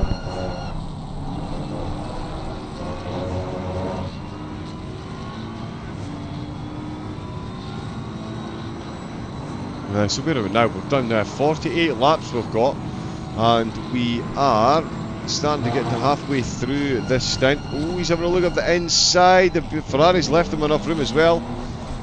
Oh, and that's a drive-through for track limits. Drive-through for track limits. Anatoly Kreutin. He has picked himself up a drive-through. That is the third one we've seen so far, sorry. Yeah, very, very, very easy to violate those track limits around here, that is for sure. We've got another Hunter Simu. Welcome in, thank you for the follow here at LFM. It's round number 1 of season 19, ACC Drive Endurance Series. Lifetime memberships up for grabs for ACC Drive. The drive's got an absolute worldly of a calendar to enjoy the racing on this season, and yeah, I'm certain it's going to be a calendar that we are more than going to enjoy watching as well. Traore. Oh, now that is a forlorn looking Mercedes ahead.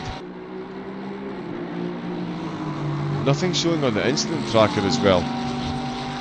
With the Porsche, it's not often you see the Porsche so heavily outgun a Mercedes in a straight line, but certainly in this instance. Arnold, you can see there, that is no chill on that front spoiler. The front splitter completely buckled, separation between the bonnet and the front bumper section. And that is not aerodynamically sound, it is very safe to say. And the Porsche absolutely all over him, as you would expect. Just buzzing about there on that outside line, though the Mercedes manages to hold it together. Oh, and in fact the Porsche then loses a position to the Ferrari. Oh no, that's blue flag, sorry. So yeah, blue flag Ferrari in the middle of that battle as well. Pobodinsky is still very close. Ramini still within a second for Oplite. So it's been a much closer second stint than the first, that is for sure. Oh, and that's a little bump on the front nose of the GT4 leader. Oh, and it is Castagnoli.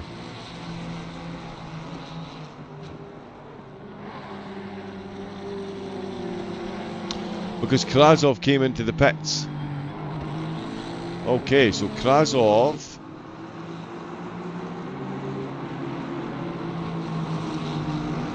yeah, so that was quite a short stint Krasov did actually. It's only 26 minutes.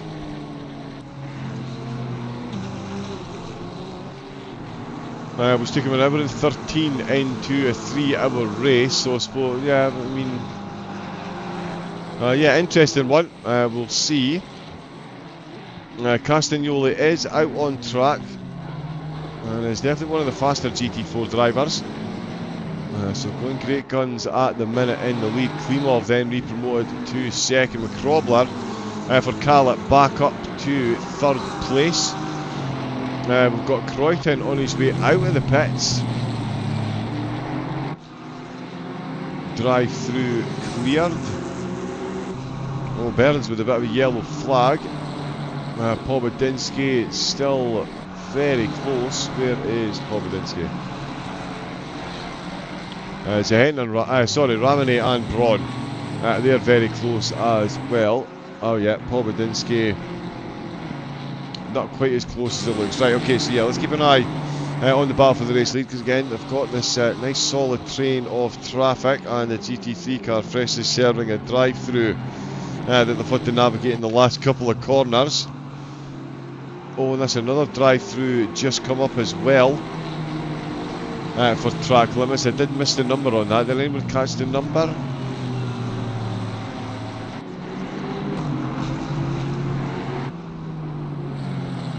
Yeah, we'll keep an eye on, in fact,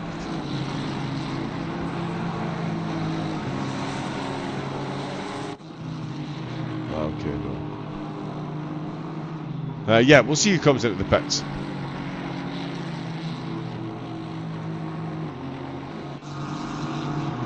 We'll see what happens.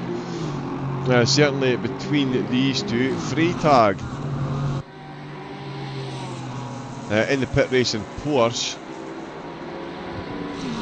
has made it up a position, running some really quick, consistent laps. A few quick ones thrown in there for good measure as well. Looking for the move on Hans Lee there for no skill, just luck, and getting it done.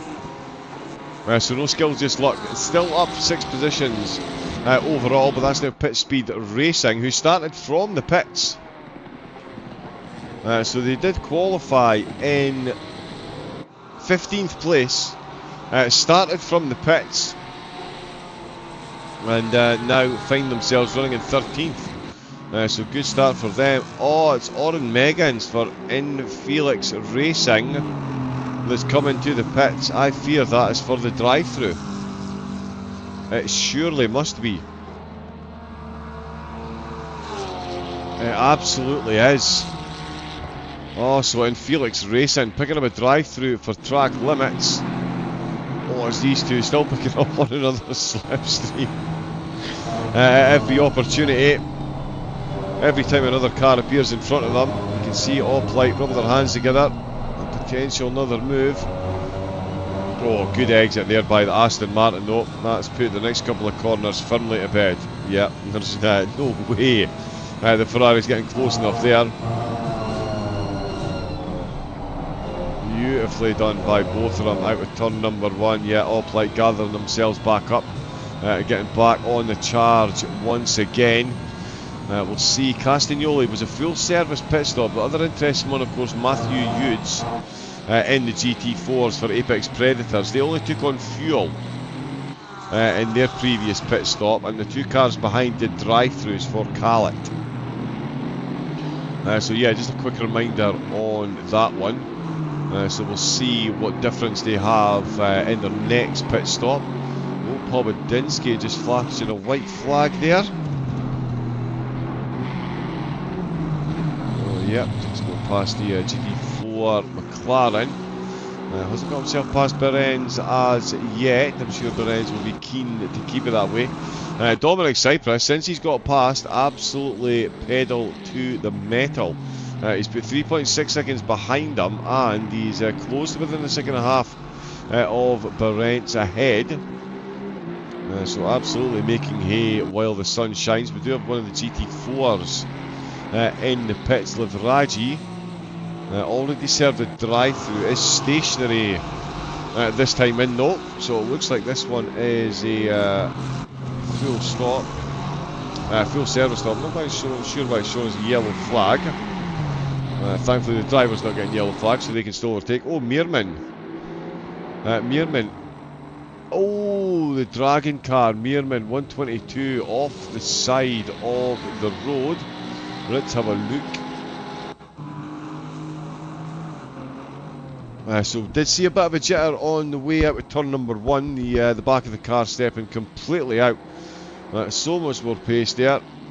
Oh, it's a very shallow line into the last corner. Yeah, that is unfortunate. That was a bit of a shallow line into the last corner, and that is what happens. The back of the car says no thank you very much. There will be no grip here. Oh, and that is the damaged Mercedes then coming under more pressure. So the post did get past there. There's a McLaren GT4 who looks quicker than the Honda. Out with turn number 3 because of the way that whole thing is running. Traore did get the post past, of course. We've got a battle with Lou as well. The no skill, just luck car. Looking to retake a position that they recently lost, but are of course still up 5 positions overall. It's Christoph Sass with the GT3 Pro brothers. We saw them involved in a little incident early doors. They've taken the extreme inside line to get past the GT4 class leader, and they managed to do so. As we see the Alpine in the foreground. Braun and Ramone are just behind them as well. That isn't much pace they are managing to maintain while battling for the lead. It's still Ramone for Oplite in second place.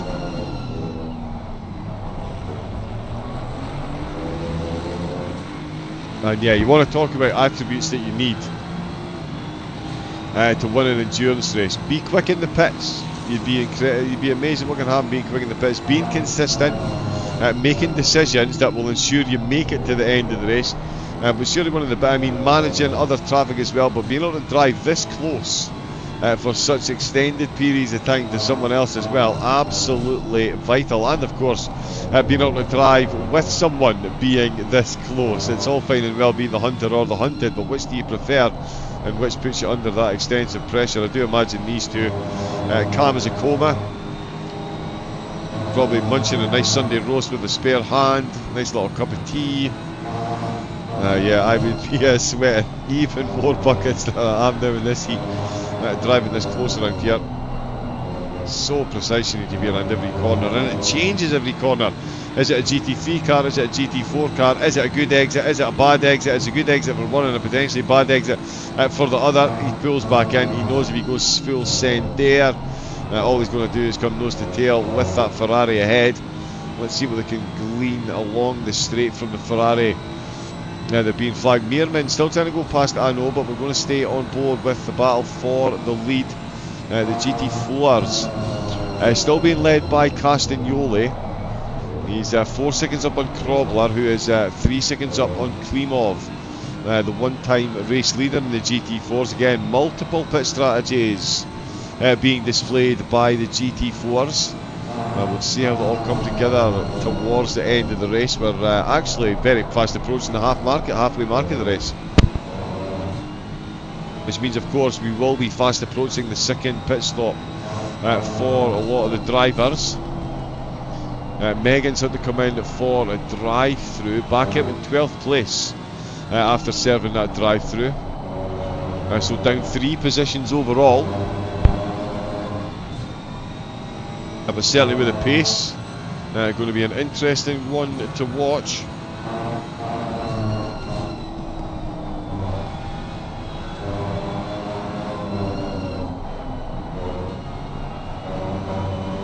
Ramone just dropping behind. Oh no, not that car.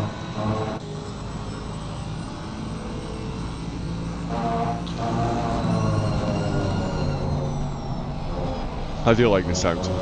Thank you for the follow, Berserk 1989. Don't go too berserk, especially in this heat. Make sure you stay well hydrated if you are going to. We've got Dragon Racing still involved in a battle. It is with the battle-worn Mercedes. That bonnet's still flapping about in the wind. Daniel Meerman had a couple of unlucky spins since taking the wheel of the car. Very easily done around this course, especially in the Honda. Big fan of traction control, that car. Said absolutely no driver ever. As they go past the Apex car. Doesn't look very good.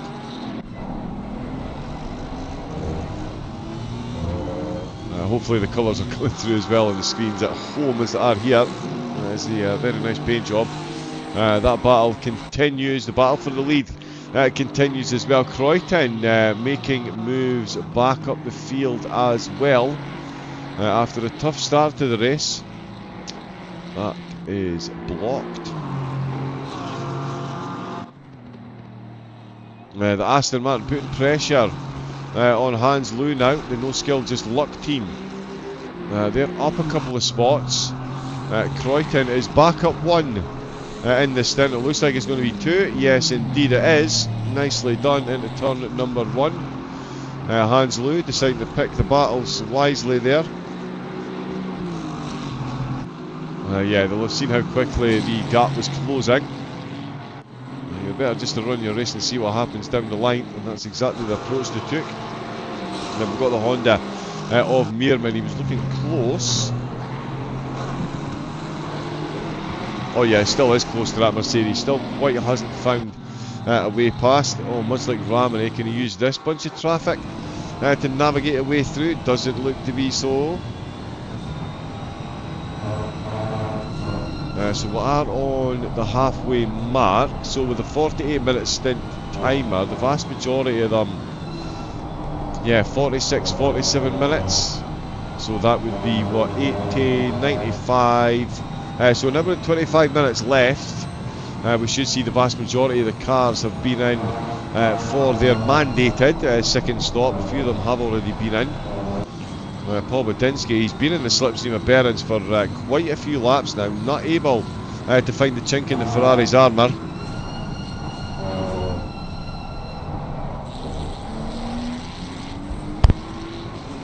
Still keeping it nice and close though. And the track temperature has steadied itself. It dropped 2-3 degrees in the opening 30 minutes.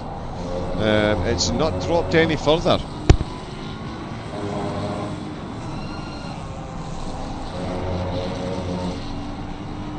So yeah, that minimal cloud cover at the start has completely evaporated. Dropped a couple of temperatures, 36 degrees.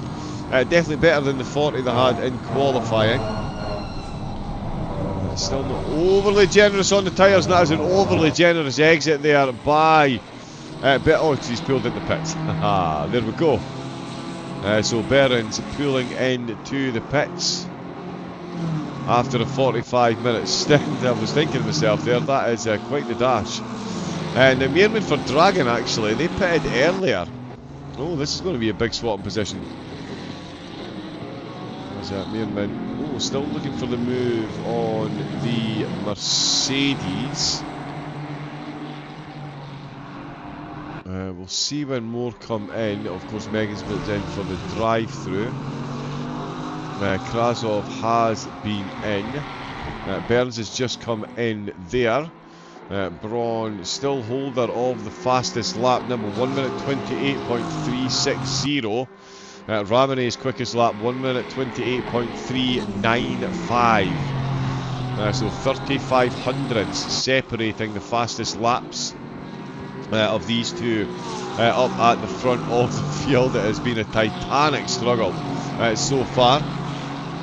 Ramone, of course, right at the start of the race. I think he might find a way to accidentally, we'll put some highlights on at the start, because the opening lap between these two was absolutely otherworldly. Ramone got a phenomenal start. Oh, Cyprus with the big yellow flag. Oh, and never mind the big yellow flag for him is Castagnoli. It's Emma Repardo, and they've had to pull him to pits. I don't think they had much choice there. Was that a planned pit stop for Castagnoli, or was that the contact with the GT3 that sent them in, left them with no choice but to go into the pits?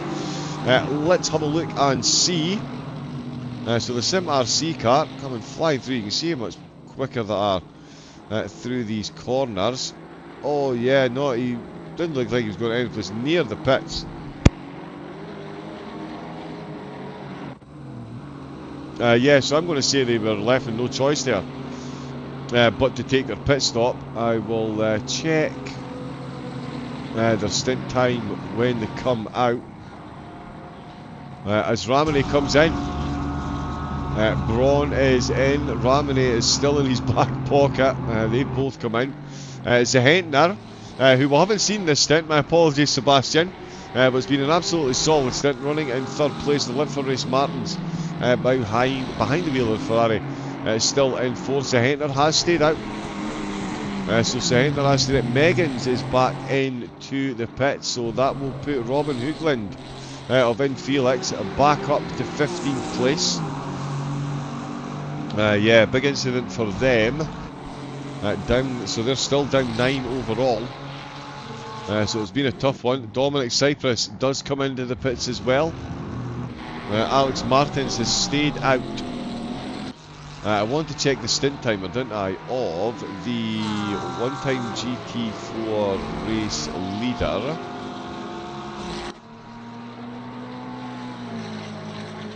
Damiano.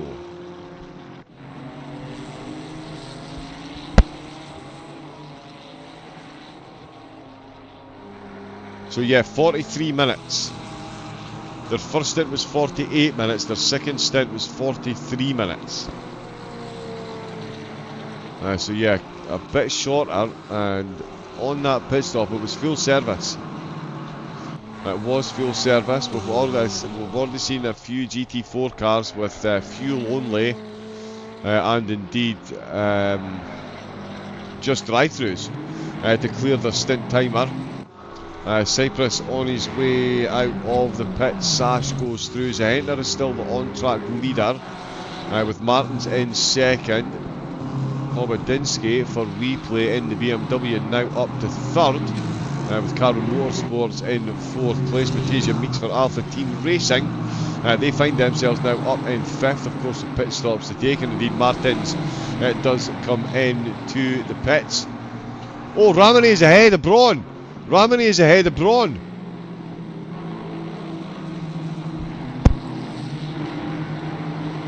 He is indeed. They've got Matija Meeks in the works as well. They had exactly the same pit stop times as well. Braun gets past. Let me see. That is... Oh, did Matija Meeks come into the pits?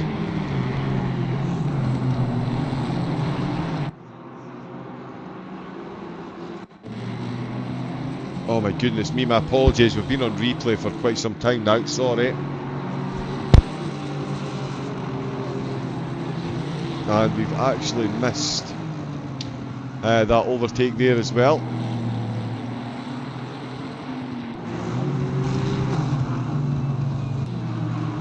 But yeah, that is the lead changed hands, and that is Ramone now ahead of Braun again after identical lap times. This is him getting involved with Meeks. Meeks was still in position there.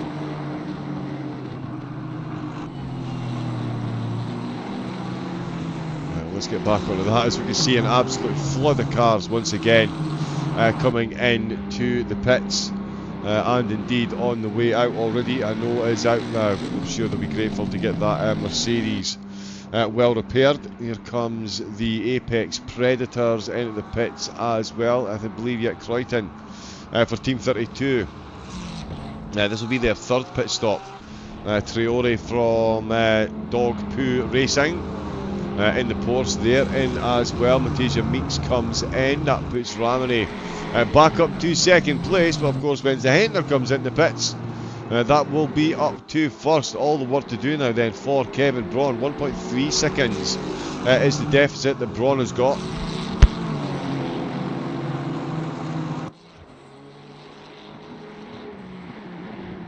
So we'll see, can he apply the type of pressure that was being applied to him? Freita again, Pobodinsky and Meeks both in. Lou out, Traore on the way in. Dragon back behind the wheel for Dragon Racing Team. Klimov and Yudes in the GT4s. So we'll see where Krasov comes back out, and of course, Laugenberg is out. Damiano, wow, a lot of time to make up. That early pit stop seems to have cost them.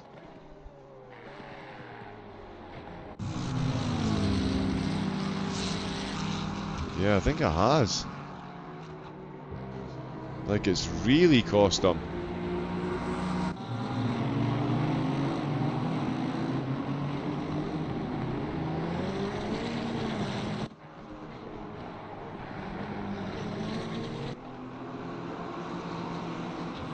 Oh, stop, go.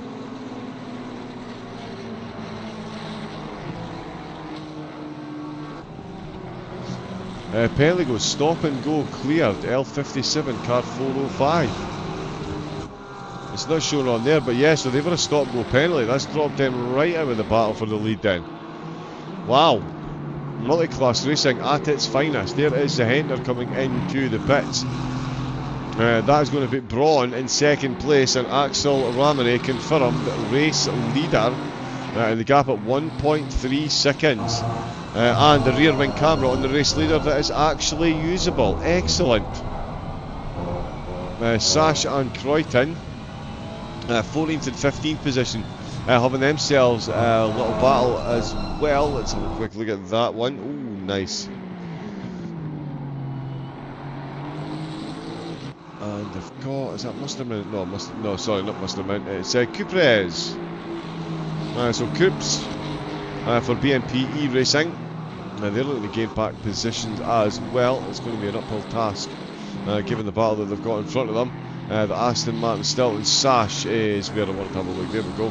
So we'll keep an eye on this one. The GT4s. Okay, so every one of them had a full service pit stop this time around. So no one trying to shake things up. So that leaves Krasov in the lead for the GT4s. Krobler for Calat Racing in second place. It's Nikolai Polyakov for Fort Club. Led for quite some time. Back out the pits for another stint. In third place, Yudes in fourth, and in fifth is Laugenberg for Calat Racing. Michael Mice for Calat in fifth, and sixth is Noble for Buckholz Racing. So another round of pit stops. They've all gone full service this time. Ramone and Braun both improving their quickest laps, 28.212 and 21.252 respectively. Ramone just setting that a couple of laps ago, so the gap there still at 1.3. Yeah, incredible stuff. Pobodinsky as well. He's been battling for the entirety of the race, and that trend is continuing. It's another Sim-RC car that he's got ahead of him. Lucas Strain looking to hold on to fifth as they come out of Rimas. And yeah, they'll certainly want to get a move on. Because Hoogland behind is more than matching them for pace at the minute. And that 6-second gap will very quickly diminish round here.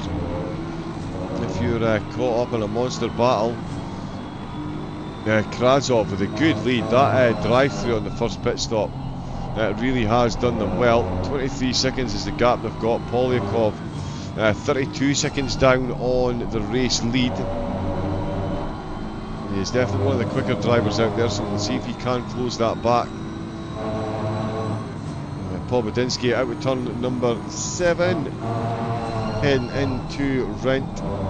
Down the hill to go. The BMW driver has had a good solid race, up 4 positions. 2 positions after each pit stop, which is not too shabby a running at all. Let's reset that one there. Thomas Haug is still doing particularly well also, up to 8th place after starting in 16th position. So the Mustang entrenched in some battles, but finding his way through. Fairbours as well in the Porsche. Another driver that's been absolutely entrenched in battles, but still up 8 positions. Has lost a position this stint, but is still up from starting position 19th up to 11th. And yeah, with that type of ascension, I wouldn't be surprised if there was a few more positions fell their way as well. It does look like it's settling down ever so slightly then. The drivers really starting to get into a rhythm. As although as I say that, Cupra comes into the pits.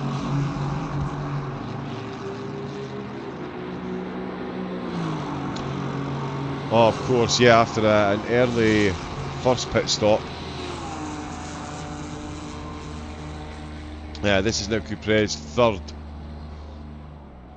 And it is going to be for at least some fuel. And yeah, we see some tyres as well. The laps are getting quicker and quicker, as we can see. Ramirez just done a 1:28.177, but Braun has just done a 28.000 to maintain the purple moniker for fastest lap. So Ramirez temporarily taking the top spot in the timing towers, and then very quickly, see what I did there? Braun steals it away again. As they're still getting through the traffic. Oh, we'd love to get some onboard shots of the two of them now. Let's see what Haug can do. The Carbon Motorsport car, he's got in Felix ahead of him. And they've got a GT4 just ahead of both of them, as they have had for most of the race. Round they go. Beautiful shot of the tyre inside the bodywork there, and he's really got to run down that hill. Almost close enough to get a side by side under braking. The Ferrari's going to have to be really neat and tidy on the exit. Does manage to do so, but the Mustang is absolutely corralling him in. Really, absolutely around the outside. Oh, they've made a bit of contact there. They've both survived, have they? Yes, they have both survived. I would say the Ferrari survived just a little bit better than the Mustang did, but the two of them lived the battle once again, and Haug will certainly be enthusiastic to get involved in that battle once again. He was showing some very, very, very good pace against Hoogland there, and he'll look to continue to do so. Hoogland as well, though, is no slouch, in the low 29s as well. Pobedinsky could be getting some company pretty soon if this continues. Oh, Traore with a bit of a yellow flag. Oh, how close to Hoogland again. Oh yeah, they got a bit bunched up out of turn number 1. That can only bode well for us into turn number 3. Not so much for the Ferrari. The Felix car really coming under pressure here. The Mustang going to hold it around the outside or go for the cutback. He's invited to take the cutback, but the Ferrari does manage to maintain momentum through the corner very nicely indeed, and down towards Slosgold. They've still got the lead, but look at what that Mustang does. As they get to the end of the straights in that slipstream, opens up the corner so much. The Ferrari perfectly positioned on the apex to fend off any advances, but the Mustang once again taking itself to that inside line through turn number 6. Oh, I tell you what, that looks like he might have got no. It looks like it, but it certainly is not. That nimble Ferrari through the middle phase of the corner. Nails it once again. Oh, Haug is having an absolutely phenomenal race. To tell you, if they set a better qualifying time, there could be, yeah, a much different position for them at the moment. Andre Santos, 1986. Thank you very much for the follow. Welcome in, welcome in. We're here for round number 1 of season 19's ACC Drive Endurance Series. Lifetime memberships up for grabs over the 12 weeks. Absolutely cracking tracks for the drivers as well. We've got Suzuka next time out, of course. Then it is Spa, Kyalami, Misano. After Misano, we've got Watkins Glen and then Imola, and that's just the first half of the season. Brands Hatch, Bathurst, Barcelona, Silverstone and the Nürburgring, all to come over the series as well. So yeah, the perfect time to join LFM. Thank you for the thank you for the follow, and yeah, do enjoy the racing. Let's see what Meeks is saying to it in 9th place. He's saying, I would like 8th place. In fact, while I was looking away, they did swap positions. So Haug did get past Hoogland there. As soon as I looked away. Always happens. Matej Meeks looking to do the same to Hoogland as Haug has just done. And yeah, the Honda, plenty of straights for those legs to unleash, that's for sure. Braun and Ramone, oh, they're still within 0.4 of a second, but it is of course Ramone that is leading the way. They haven't improved on their most recent fastest laps, 28.000 and 28.177. The Honda not finding a way past, almost finding a way into the rear compartment of the Ferrari. Axel Ramone now absorbing the type of pressure that Braun was in that long opening half of the race, I'm sure. It really has been an incredible battle between the two of them for pace. Given that it was the Sim RC car that took pole position, but then very quickly had Ramone take the lead of the race out of turn number 1 after the Sim RC car left more than a generous amount of room for the two of them to go side by side. They then continued to go side by side for most of the opening lap and the start of the second lap.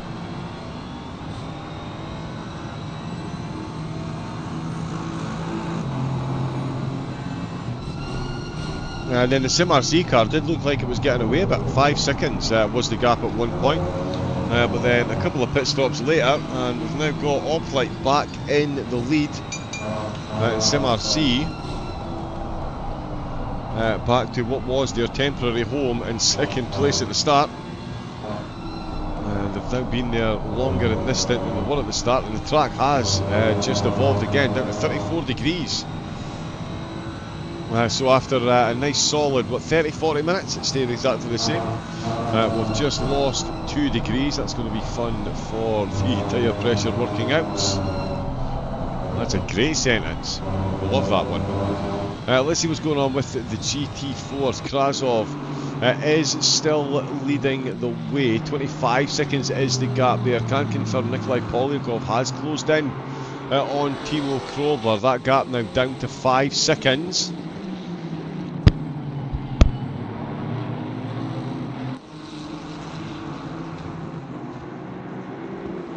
So yeah, we'll see what happens with the pit stops as well. Again, we've already seen many of the GT4s try fuel-only stops and drive-throughs just to clear their stint timers.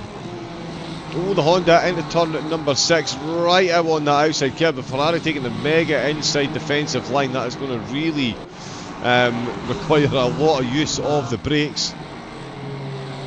Well, here they come. Has survived. Haug is breaking away a bit. He's putting a bit of breathing space between himself and these two. No breathing space between Hoogland and Haug though.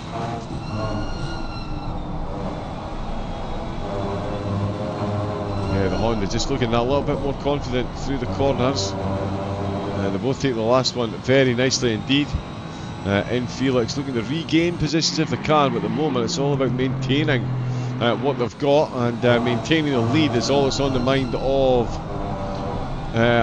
Axel Ramone. Oh, there's a yellow flag. Oh, Hoogland. He's facing the wrong way.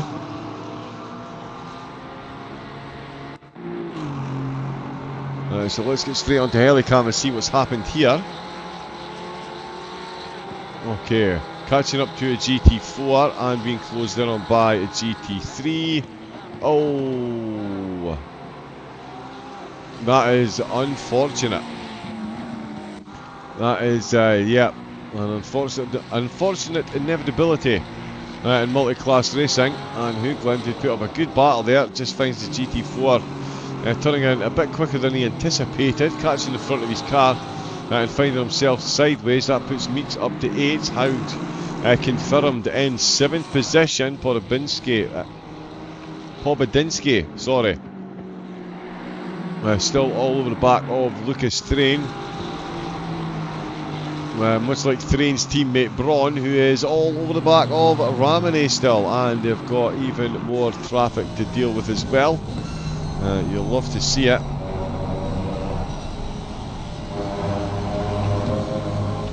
So yeah, so that's a GT3 Porsche.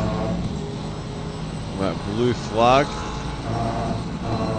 lets them both through very nicely indeed. And is that another GT4? Oh, it is another GT3 ahead of them. Sorry, I thought it was a GT4.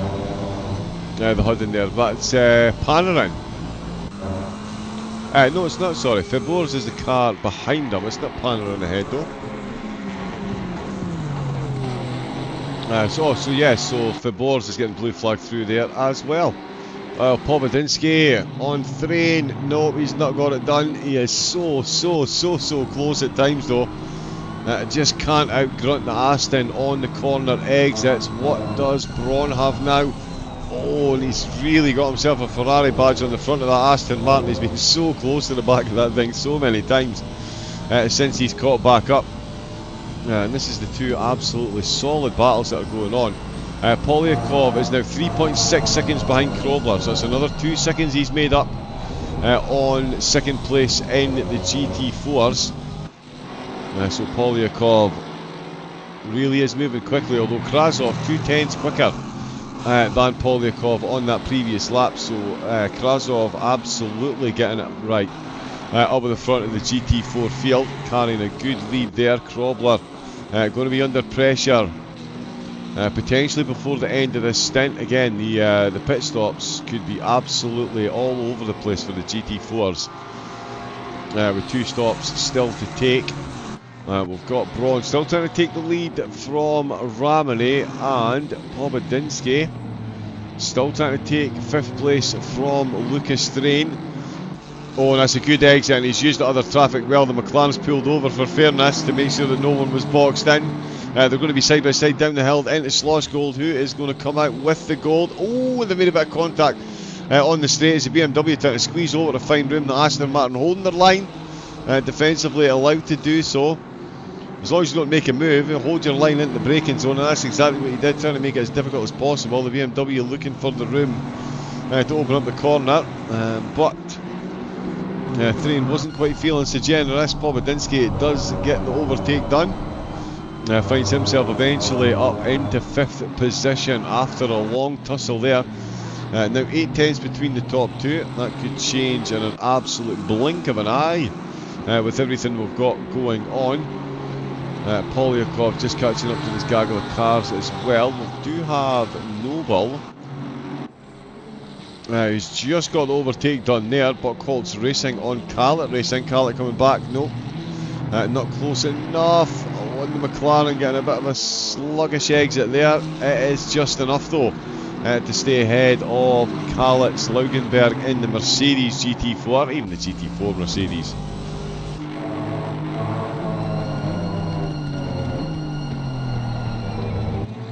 Sounds very good indeed. Panarin in 10th, he's only a second down as well, so keep an eye on what's going on there. And Thrain certainly not giving up on that battle, neither is Braun of course. He's keeping within that 1 second. It was below half a second for quite some time. We're now just over the half-second mark. Looking to eye up a chink in the armour, no doubt.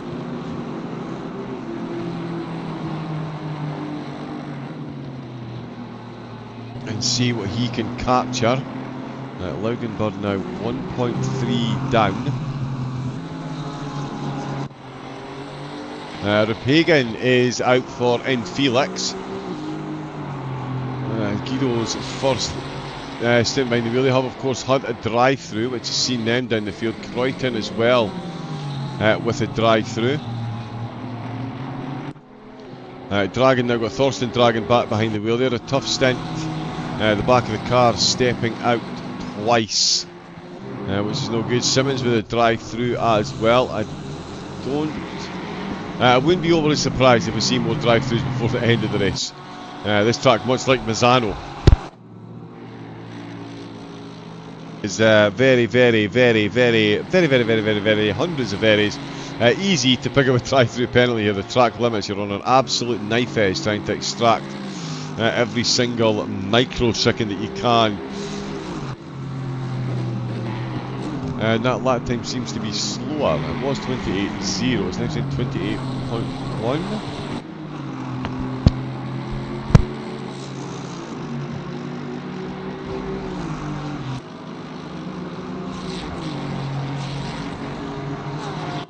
Yeah, that was a strange one.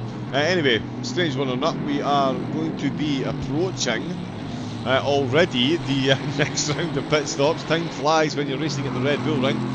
I wonder how quickly it's gone for the drivers. We've last seen the drivers come in just after the halfway mark of the race.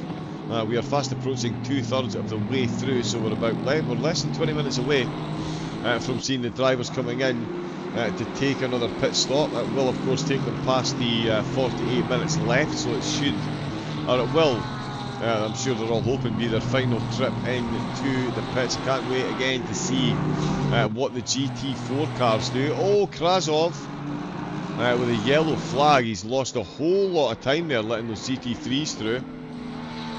27 seconds. Krobler's lost a fair bit of time as well, because here's Nikolai Thanos Polyakov, completely inevitable.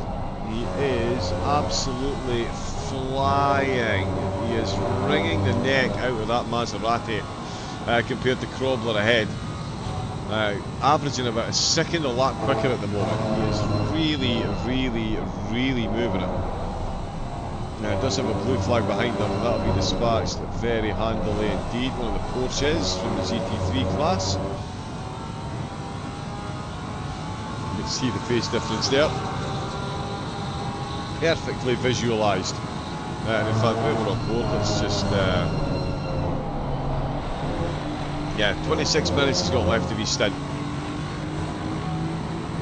Oh, so maybe slightly longer than I predicted, but it doesn't take much longer for him to get that overtake done. You can see already side by side at the turn number 1, the Calic car trying to come over, squeeze him as far over. Polyakov says, yep, no problem at all, I will get all 4 tyres on the curbs, I will brake.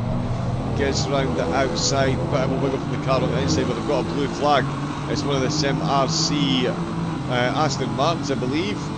There we go, about to go tearing along past them both, and it is Nikolai Polyakov with lights flashing in his rear view mirror. He's going full send up the inside. The Calic car is looking to take the position back, not able to get it done on the brakes. The Maserati masterful on the anchors there, and does manage to come out firmly with that position. So that is Nikolai Polyakov, and I can tell you Krasov has just lost a fair bit of time on that previous lap. He's over a second slower than Polyakov. We'll see what these timing deltas throw away. Right, there we go, he's back on track there, 1 minute 37.8 he's just done, but that's still 6/10 slower than Polyakov's previous lap. Let's see what he's done on this lap after getting that overtake done, which did include the GT3 Aston Martin as well. Thrown around that last corner, so much fun around this course in these cars, especially with 48-minute stints. If you're just single stinting the tyres, 37.5. So we're still 3/10 quicker than Krasov with that overtake. 27 seconds down though, with an hour left to go. Does he have enough time to get the overtake done? Braun, I'm sure, will be asking the same question about Ramone. I believe. Yeah, Braun is driving solo today. And so is Ramone. So yeah, no one else to interfere in this battle, and what a battle it has been. This has been one for the absolute ages. Ramone's got the lead. We've got 59 minutes left. We've got a 48-minute stint timer, which means the drivers will be in at some point after 48 minutes left to go. A few of them will be in just a couple of minutes after. Some of them are going to be cutting it pretty close.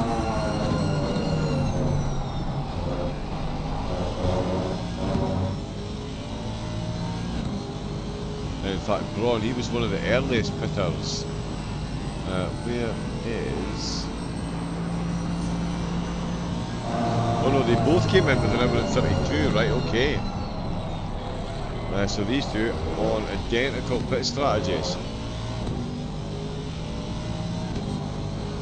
One of them will flinch at first. Cuprez. Where's he gone?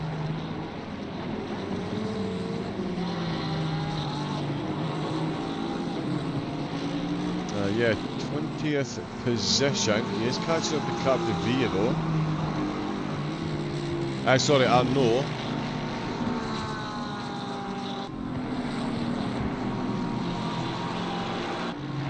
I know it is up 2 positions where he started. Cooper is down 7. So has gained back a couple of positions after a tough start. Looking to take back more. Braun still looking to take the lead.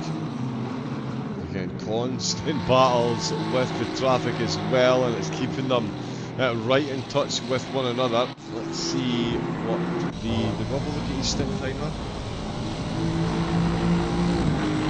Yeah, so 18 minutes left. So 40 minutes left on the clock for Braun to come in. 18 minutes, so the two of them almost to the second on the same stint time. Both of them stationary on their last pit stop for exactly 32 seconds. So they are matching one another blow for blow in every department here. And that is why, for the vast majority of the race, have been separated by half a second. Cuprez looks like he is on the verge of getting that move done. Where are we? There we go. There. How close we're talking? Oh, although in saying that, the Mercedes we've seen put up a stout defensive display while carrying a lot of damage. Is now not carrying said damage. So there, this really could be BMP Eris and need to put in a serious shift to try and get past. Oh, tries to sneak up the inside. That's very nicely done. Oh, he's got 2 wheels on the crash, but he won't care. Uses the inside line on the GT4s. I'm sure the GT4s were eternally grateful for that choice of move. But it did get Cuprez up that spot, and that is I know back down the spot. Captivia down the road, and the GT3s well and truly in the mix for that one. Polyakov is Krasov has been into the pits and done a drive-through. Now that is interesting. Krasov has been into the pits, done a drive-through, and is now only 3 seconds ahead.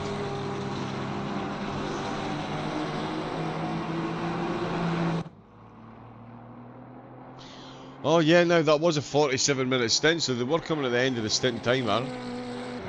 So they've done a drive-through. They will need to come into the pits again, of course.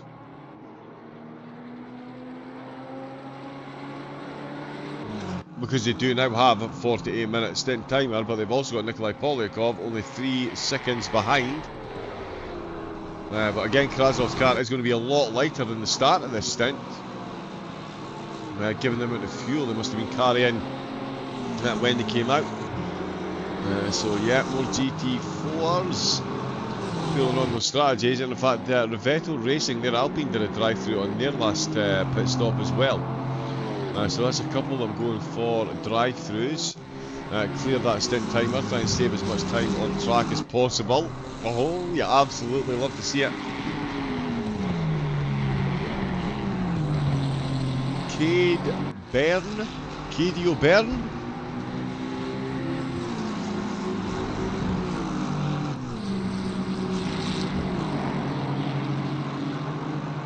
Yeah, Cadio Byrne. Hopefully I'm getting that right. Thank you very much for the follow here at LFM. Hope you're enjoying the race. GT3, GT4 multi-class for 12 rounds. And it is the Red Bull Ring to start things off. Damiano looking for an overtake. Long-time race leader in the GT4s. And they find themselves down in 6th place. 6th place at the minute. That is a very nice overtake though. That gets them back up a spot, but still down 5 overall. That is a painful one, although we are down 3 cars as well. So that's maybe a couple of GT3s, but yeah, so we're down 3 cars. Down to 33. Let's see if Laugenberg has got any reply. Doesn't seem so. Certainly does not seem so. Let's see what Braun could do. He's now a second down. So that's one of the biggest side of the gap that we're seeing between the two of them. More blue flag.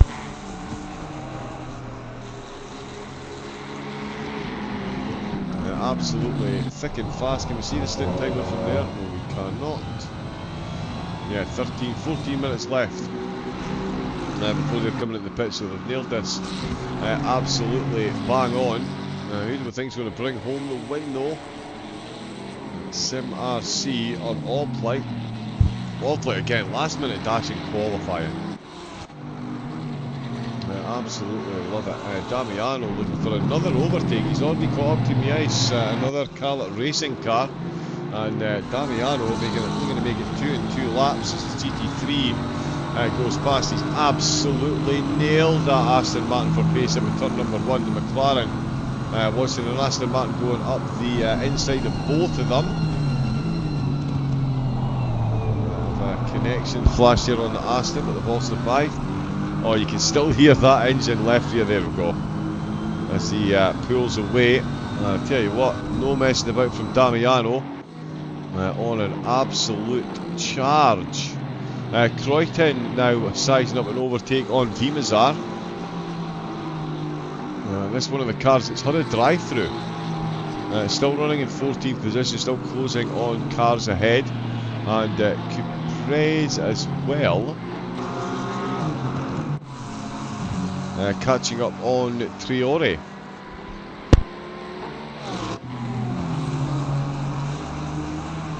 Yeah, an overtake that was done before their last pit stop. Looking to get it done again, and does. Back up to 18th place. Braun still within a second of the lead. Still keeping Ramone as honest as the day is long with the laps he's putting in at the minute.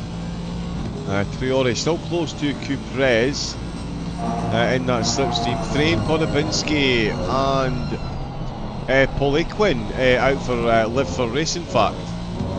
Nathan taking his first stint behind the wheel in 4th place. Pawodinski and Thrain within a second and a half. So finally balanced there. Lucas Road got a good gap back to 4th place. Big gap ahead to 2nd as well though. Lapping in the low 28s at some points, but averaging closer into the 29s. The 2 drivers ahead firmly in those 28-second laps, that is for sure. Braun once again firmly in the slipstream of the car ahead. And it's 4/10 of a second once again.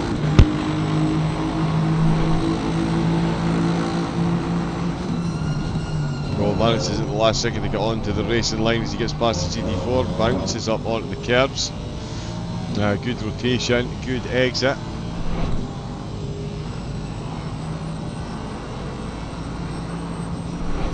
Yeah, does well there. Ramone managing the gap very nicely indeed. Musterman in 16th.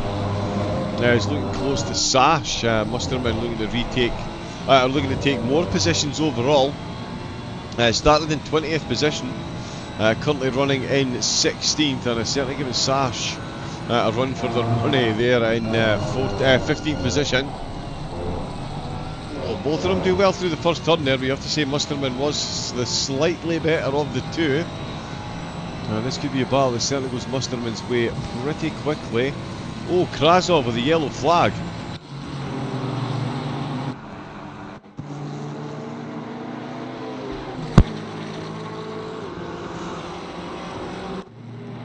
So looking to lap the Alpine here into Schlossgold.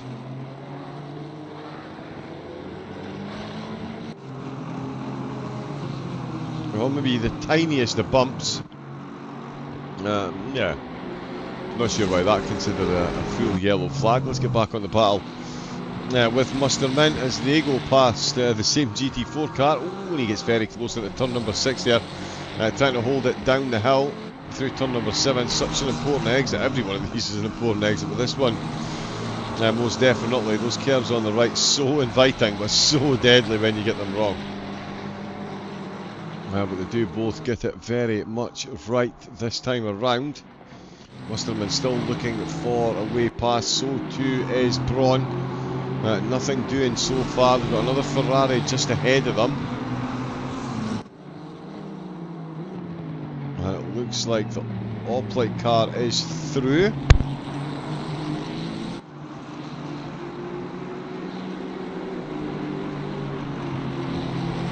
which car is that?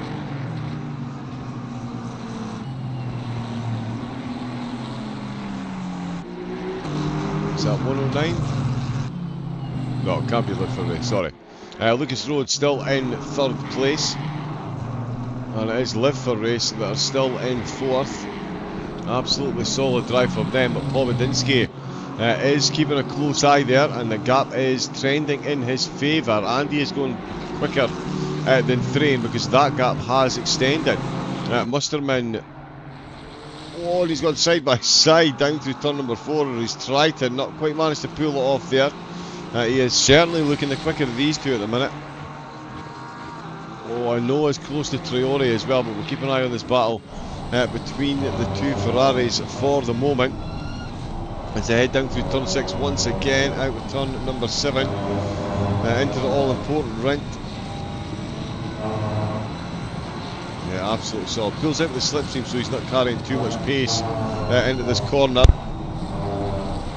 To be absolutely on your marks and absolutely on the edge of the curves.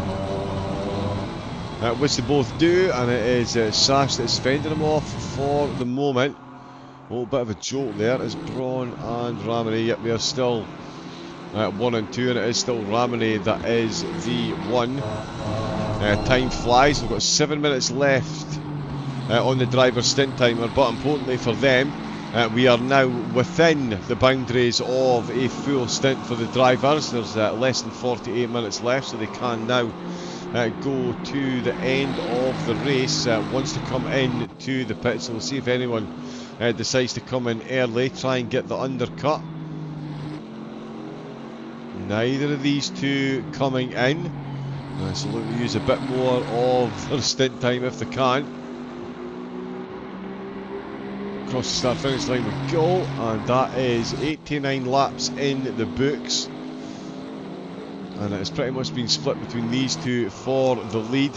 SimRC holding 2 cars on the podium, of course. It is Lucas Road that is behind the wheel of car 102, up 2 positions on where they started. Oh, had a bit of a jiggle there. Oh, Sash and Musterman have swapped positions. Musterman's got an almighty move done. Nothing on the incident tracker, so yeah, mighty move by Musterman. And Croyton as well. Looking to take back more places, and he's just taken one against Vimazar, the pit speed racing car that started in the pits. Are still back up to 14th. They started in 15th, or the qualified 15th, started from the pits. And now running 14th place, so they're going to get 13th. They've got it done around the outside, they've got their nose back in front. The Aston Martin is going to have to do it all again as the Porsche pulls back in front. Yeah, you always suspect this is a battle that's going to go the way of the Aston, given the straight line steer, the top end speed advantage. Through this part of the course, so the Porsche will be able to hold its own, so it'll be on back on at the start finish straight before he gets another shot at a move. This Hoogland coming into the pits. So we're starting to see drivers come in for their final stop. Braun back to within a second of Ramone. It's going to roll past more traffic. Where is there?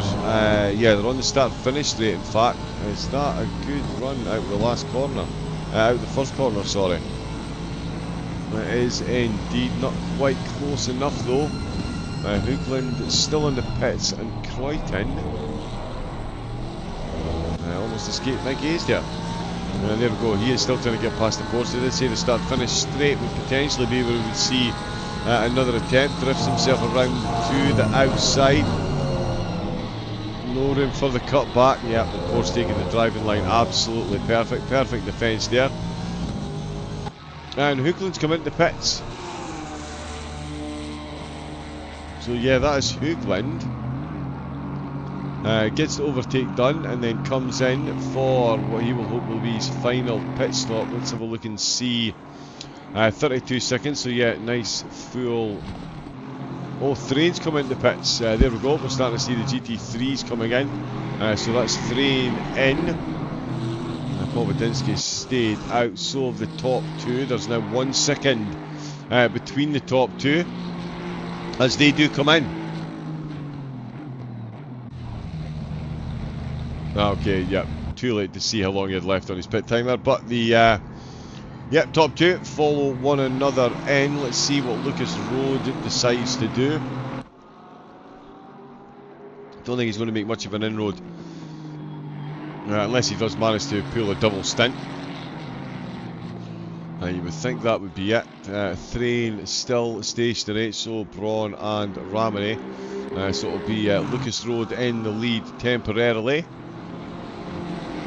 Followed by Live for Race. Although through turn 6 they might not get ahead as Thrain does come out. He is a lap down. Ramone is rolling. Braun is still stationary, drops just as he passes up. So they're going to follow one another out of the pits. Oh, Matija Makes looking for an overtake. Once again, this one on Tobias Haug. These two have had some really good battles so far in this race, and it looks like it is going to continue for the short-term future at least. As, yep, the Mustang comes into the pits. So Meeks will take that position. Pelequin is in for Live for Race. Lucas Road on track leader, but Ramone, more importantly for him, is back out the pits and still in the lead. This is the final stint of the first round of Season 19's ACC Drive Endurance Series. And it is Axel Ramone who is net leader at the moment. Lucas Road, on track leader, still has a pit stop to take. Doesn't take it on this lap. Haug comes in for his last pit stop. So too Rip Hagen for In Felix, car 113, currently in 10th place. Krasov, of course, took a drive-through for a pit stop, so will have to come in before 7 minutes left. And Nikolai Polyakov, let's see what he's doing with his stint timer.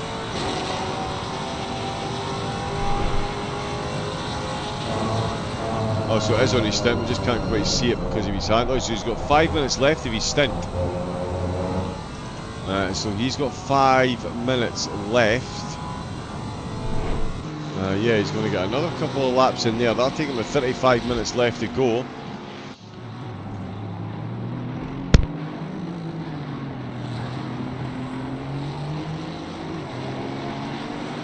Would say he is definitely on. Definitely good for the race win. Matthew Yudes still needs to come at the pits. Krobler should get a couple of positions back as well. Has taken 3 pit stops so far. In fact, let me just check. Yeah, just. It was well inside the window. Well inside the window with that previous pit stop. So yeah, they'll be heading back for the podium. Dragon Racing Team are back in the pits. And in fact, straight back out again. Stefan Birens is back out for In Felix Racing. Really is cosy. In Felix Racing, still ahead of their other car, both of them down multiple positions after promising starts. They do have a couple of cars ahead of them still to pit. So I do think they'll make back more spots as we see more cars exiting the pits. Lucas Road makes his way in. That's going to put Ramone back up to the top spot. Braun in second. As we see, Nikolai Polyakov comes in to the pits, and Krasov comes in as well. Wow, Krasov's not long been in. That's a very short double stint, although that's what they did. Yeah, the first. So 47 minutes into the race they came in and had their first stop, and then an hour and 13 minutes in they had their second. Their third stop was 2 hours in, so yeah, they've gone 47, 25, 47, 25. How was that going to play out? I'll tell you what, I think that just puts Polyakov in the lead. Matthew Yudes Takes the on-track lead, but will have another pit stop to take. And Polyakov's gone for a drive-through.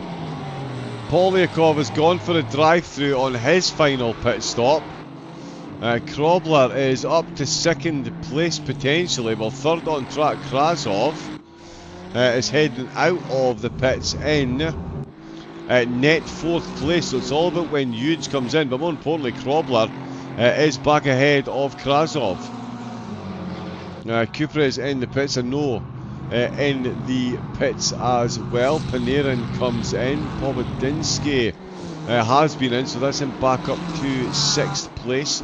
Matej Meeks still needs to come in, and Sebastian Hentner is back out behind the wheel of the 102 car, and that sees him back out in third position for his final stint. It is very close with Pobodinsky and Vimazar. Vimazar on an absolute charge. The Pit Speed Racing team have got this one dialed absolutely in. They started in the pits and they're up 8 positions overall. Do have a pit stop to take, so they're going to drop a couple of spots, but it's still been a well strategized recovery from starting in the pits. Capdevila with a yellow flag. Kreuter and Sash out of the pits. Capdevila and I know just having a bit of contact there into turn number 3, but they both survived that one. Matthew Hughes, let's see. Oh, 1 minute 41 left. Yeah, 1 minute 41 left for the stint for the on-track leader, so Polyakov. Let's see, oh, the gap's just disappeared there. We'll see what the gap is between the two of them. Oh, it's only 1.3 seconds. Yeah, so even if Hughes does do a drive-through, he's coming out behind. There goes one of the Felix cars. And it does look, yeah, there is Polyakov already behind him. Vimazar and Musterman both into the pits. I think I saw another car in there as well. Traore in the Porsche has come in at the pits also. Final stops underway for them.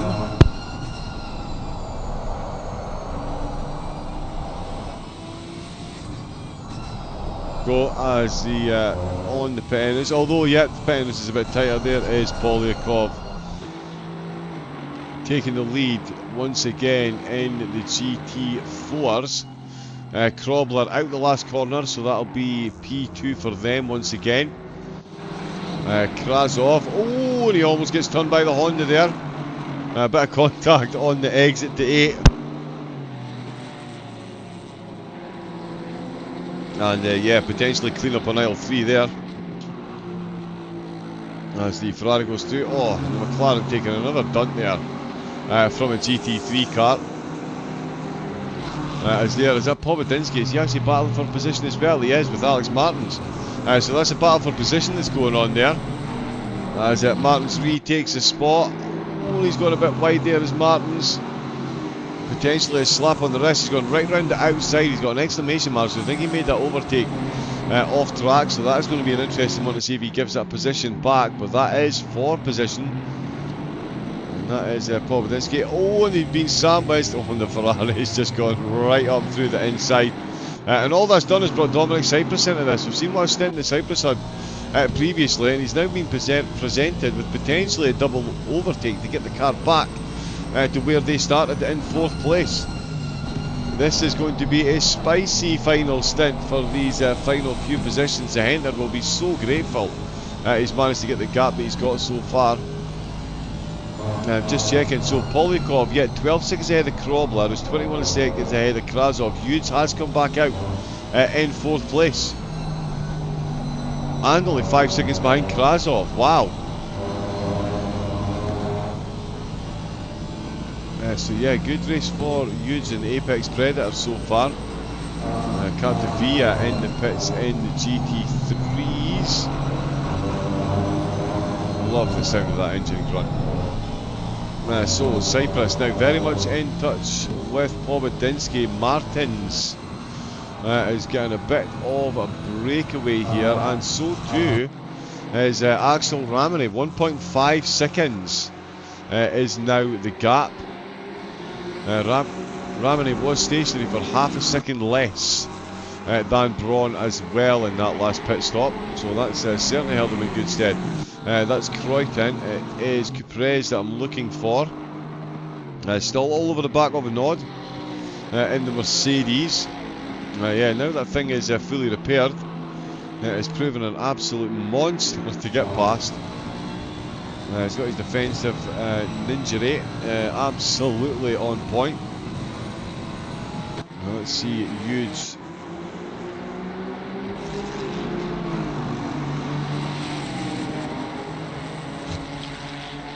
Right, yeah, 6 seconds down, so that gap is building. Cuprez, bear with me a moment, very quick pit stop for the commentators. Oh, and they're just charging their way past the 120 there. And that is Roar. Yeah, so that's blue flag. It looks like they're unlapping themselves. Yes, they are. They're unlapping themselves while battling for position. Oh, but then Cyprus is close as well, isn't he?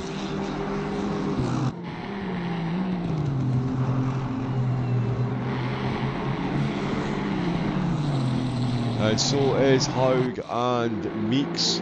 We just need to pick one. Right, I'll be back in a moment or two. Enjoy the battle.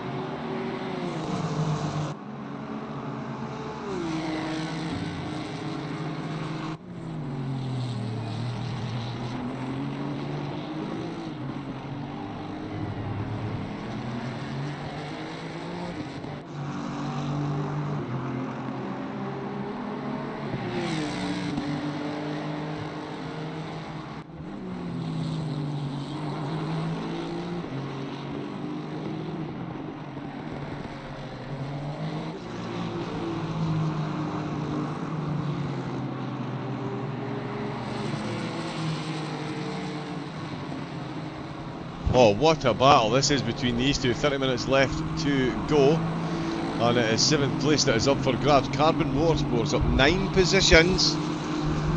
Again, what they could have done with a better qualifying. I did think they were a bit out of position after the quality results.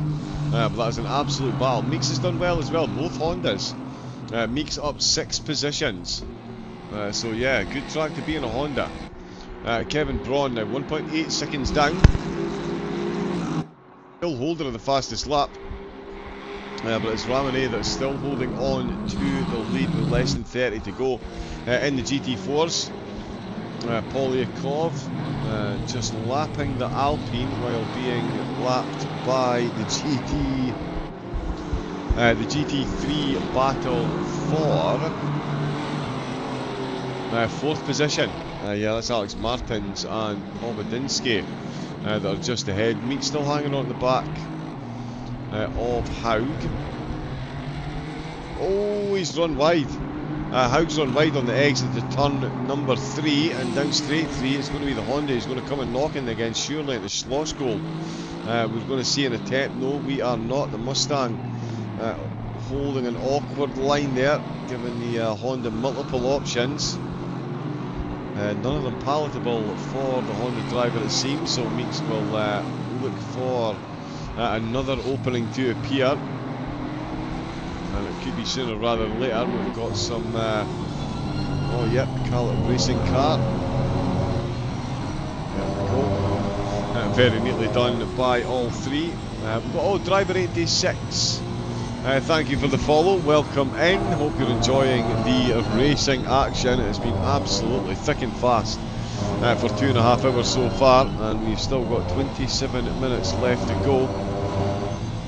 Ramone for Oplight still leading the way. Great start to the season for them, great start to the race, and yeah, all things going their way at the moment. Still got a long, well, not a long way, but it will seem like that. With the amount of traffic and the pressure being applied, Braun's certainly not giving up on the hunt with a 28.1. Yeah, the lap's getting very quick, and we're down to 31 degrees, so another dip in the temperature as we get to 6 PM local time, and that is the yeah, the temperature you can see dropping some more, so the bit more rubber left on the tyres after the stints. Oh, he thought about it there.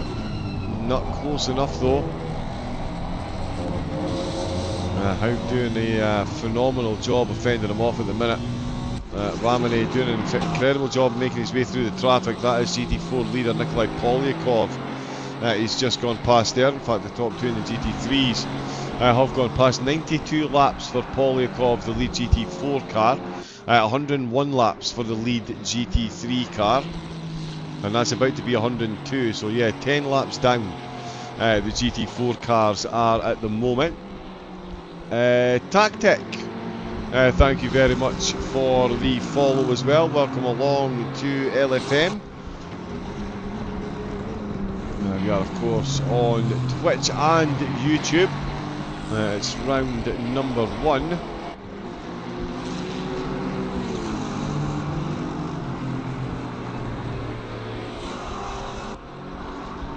Yeah, round number 1 of 12.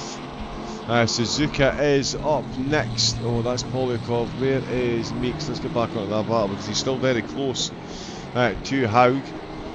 Closest two we've got on track at the minute. And he really is pulling him along in that slipstream. Sash and Lou, in fact, sorry, 15th place. Those two within 0.4 of a second. He's opened up. Is he going for the cutback? Oh, he is trying everything he can to try and find a way past. Gets good momentum. There is Polyakov appearing once again. Yeah, by the time the Honda does manage to try and take advantage of its superior top-end speed, we're already into the braking zone, so the the Mustang, sorry, got enough of a breakaway out of the corners to just keep that Mustang behind, so it just needs to adjust. It needs to keep soaking up the pressure to hold on to 7th place. It'd be a phenomenal result for Carvin. Good result for both of them, of course, with Meeks being up 6 positions himself. So the Hondas and the Mustangs doing not too bad. Free Tag looking for a late overtake as well. One of the Porsche drivers, the Pit Speed Racing car. Right, okay, so yeah, after the last round of pit stops, they are still up, but it is just 1 spot, up to 14. Still not bad for starting from the pits. To still be a position up on where they qualified. Oh, Meeks and Haugs. Oh yeah, no, it's fine, they're both still connected. Lovely to see. Yeah, oh, the telemetry just going a bit wild on the pair of them there, but they are still running. No contact between the two, nice. That is one of the GT4s. In fact, Manuel Pacman just put in an overtake then for Starry in and out of the pits. Pains for the Apex Predators. Another car losing the spot there. Castagnoli back out behind the wheel for the MR Reparto coaching car. That stop-go penalty really costing them quite a few positions. Mays took a drive-through on his last pit stop, and Yudes, of course, just taking on fuel, keeping them in 4th place behind Krasov. Krobler and Polyakov both with the drive-throughs. Oh, Meeks and House have swapped positions, of course they have, as soon as we look away. No, they're side by side out of the last corner, and it looks like it is going to be House that's going to retake 7th position. He does indeed. Absolutely incredible scrap between these two. Oh, Croyton with the yellow flag. Oh, just finding himself slightly off track.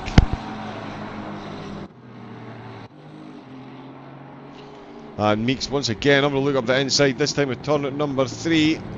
Is it going to be a Remus replay? It is not. It's not going to be the Mustang coming back at them. Down the hill into Slosgold is the Honda that's got the nose in front. Haug is now the chasing party. He's going to be around the outside later on the brakes. There is the nose of the Honda. How much momentum can he carry? And yep, as expected, the Honda just peels out in front. That is Haug now down to 8th position,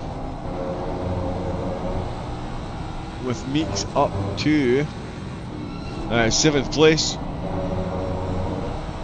And you get the feeling that this battle absolutely not done. Freytag, another driver involved in the thick of things. They're at Paven and Croyton, both not too far ahead. Okay, yeah. Croyton just having a bit of a connection ping with the server there, so appeared a bit closer on the timing tables than I thought.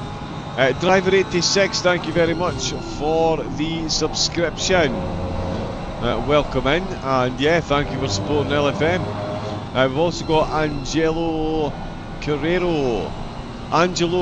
My apologies if I'm butchering these names, by the way. My very thick Scottish accent will tend to do so. Please do feel free to stick a correct pronunciation in the chat, and I will yeah, do my best to get it right.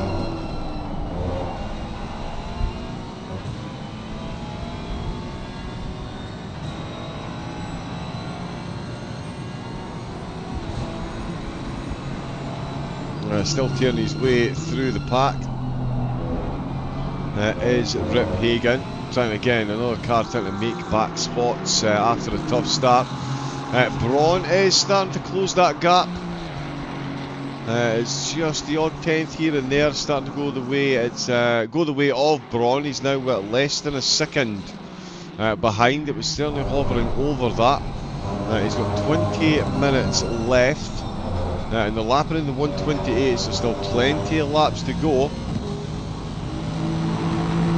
And yeah, some nice fresh tyres for the two of them to race on. Freytag in 14th.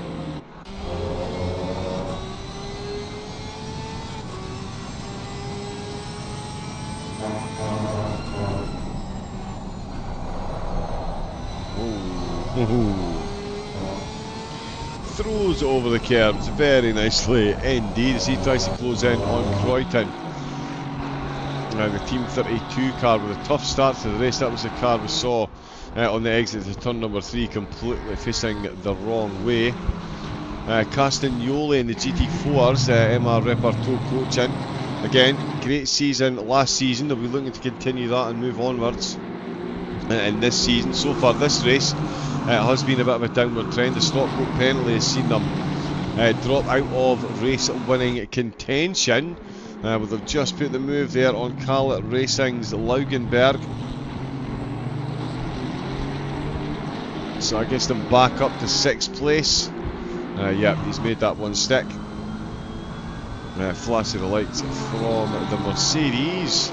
Well, that is Castagnoli. As I say, back up to 6th place. He's got 18 seconds to make up to Mice though, so that could well be. Yeah, Mice is only about 2/10 a lap slower. So yeah, Carlett should hold on to 5th there. Yude's in 4th position for the Apex Predators. Krasov still on the podium for Fort Club. It's going to be a Fort 1-2 with Carlett Racing in 2nd spot by the look of it. Polyakov is absolutely moving in that thing. Just look at the gap, yeah, 19 seconds ahead of Krovler, 13 up on Krasov. So yeah, that one's certainly looking like if the drivers keep it between the Mayo and the Mustard, it's going to stay that way. Haug has got himself a good gap back to Behrens, but Mex is absolutely flying. That is a clean pair of heels. That's already 2 seconds between Martin and Meeks.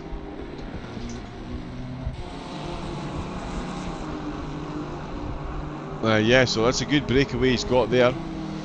Braun is now losing a couple of tenths. Back through some traffic, that gap back up to 1.5 seconds.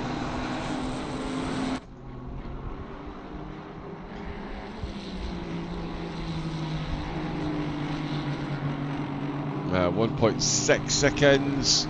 Braun losing a bit of time on that last lap as well, actually. Yeah, massively down on his lap time. 1 minute 29.5. Nothing in the time, nothing in the incident tower on that either. Just yeah, slow lap getting through the traffic. As a hand, and I'm sure there is another couple of cars that need to take a pit stop. Yeah, with yeah, there should be, by the time there's 7 minutes left of the race, everyone will have taken pit stops to clear the 48-minute stint timer.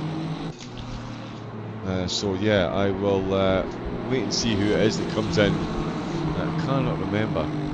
A few teams have been into pits 4 times so far. Croyton, one of those. He's the lead car that's been in 4 times, just ahead of Freitag and Hagen. These 3 all in the pits 4 times. All still running just outside the top 10. Right, Hagen in for a drive-through penalty is one of those stops. Hence them down those 5 positions. Ramone now fully focused on the finish line. Braun fully focused on that rear spoiler. He's got more GT4s.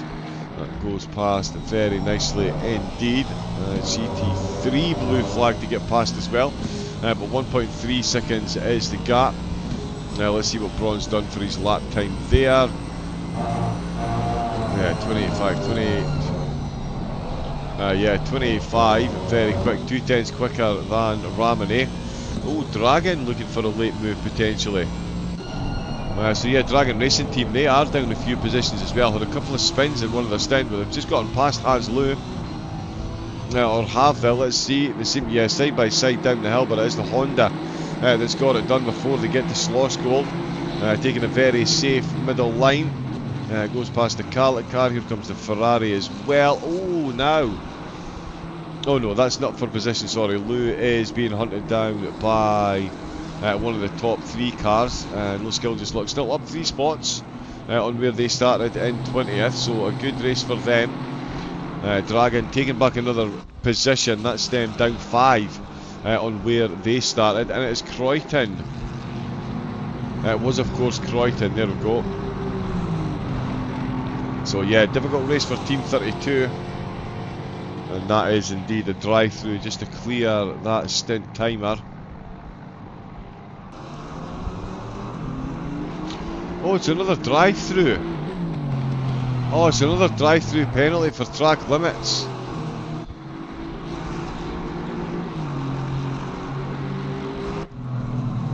Oh wow. Oh, that car just appeared there. Yeah, Croydon picking up another drive-through. I did say I wouldn't be overly surprised if we seen more. I should have clarified that by saying that I would be surprised if we saw the same team pick up a second. Once bitten, twice shy and all that.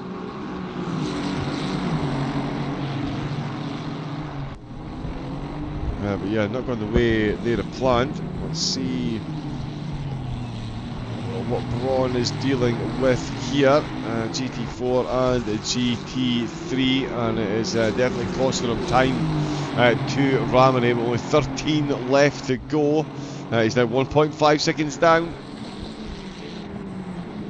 This is not the battle he was envisaging at this point of the race, and it's now 1.8 seconds as the Opelite car, you can see, getting a nice big gap. The absolute perfect time to do so, you would say. Track temperature down to 30 degrees as well, so the lap times could still get a bit quicker as well. Let's see how they go. We need that open as well. But yeah, he is definitely opening up the throttle and then some. Ramone in the Ferrari. Late dash in qualifying, early dash for the lead. Long time in second, then a long time in first. And Dominic Cyprus closing up on Pobedinsky, and they've got the team Dragon Racing Team car not far ahead. Let's see, Cyprus. Oh, they tell you what, actually, Pobedinsky is just going half a tenth quicker on that last lap there. So doing everything he can to hold on to that. Cyprus looking to get the SimRC Endurance car back up to where they started.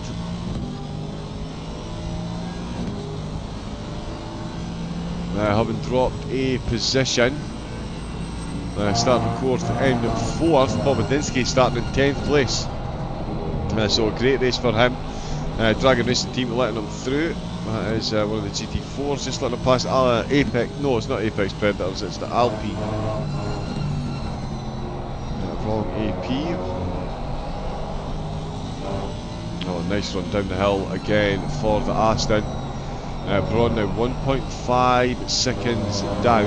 1.3 is chopping and changing ever so slightly, but not enough at the moment. In fact, he's got another Ferrari ahead of him. Oh no, he doesn't, sorry, he does have Ramone. Ramone has got another car ahead of him. He of course is the first one to deal with traffic. There's the Alpine as well. Oh, and that is Hans Lewis is coming up behind. Moves over quickly.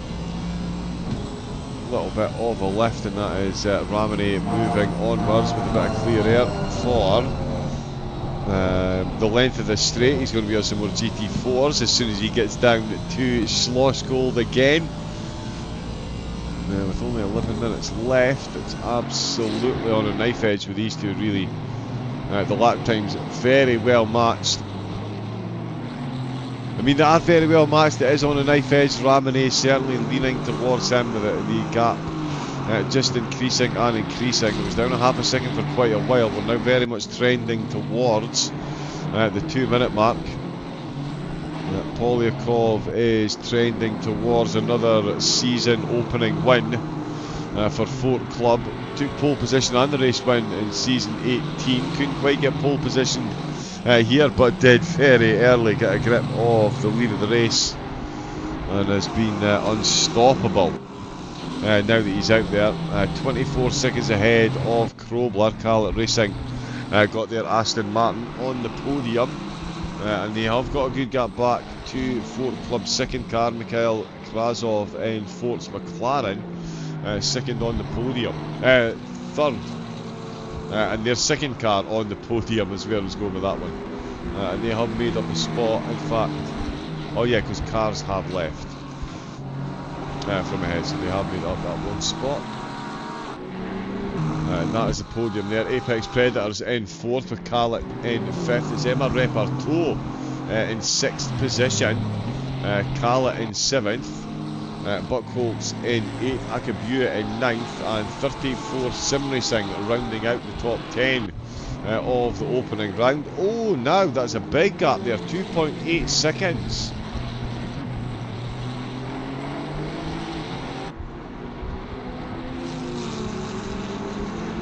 Again, nothing on the incident board, so maybe just struggling to get past the traffic. But yeah, Kevin Braun, 1 minute 30.115 is last lap there. You can see at the bottom right of the screen. Significantly slower than any laps he's been setting so far. I wonder if he's just been given a track warning and is taking it easy. Oh, Traore completely stationary.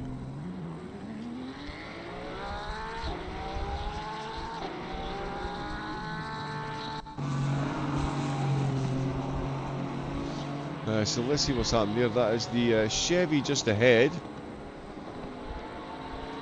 Oh, a little bit of contact, and it ends up losing the back end at the bottom of the hill. Oh, massively unfortunate for the Porsche. No damage, thankfully, but a lot of time lost. Braun now 3 seconds down. 29.1. So yeah, still a slower lap. I do think he's maybe been given a final warning. It's just trying to make sure he doesn't pick up a track limit penalty.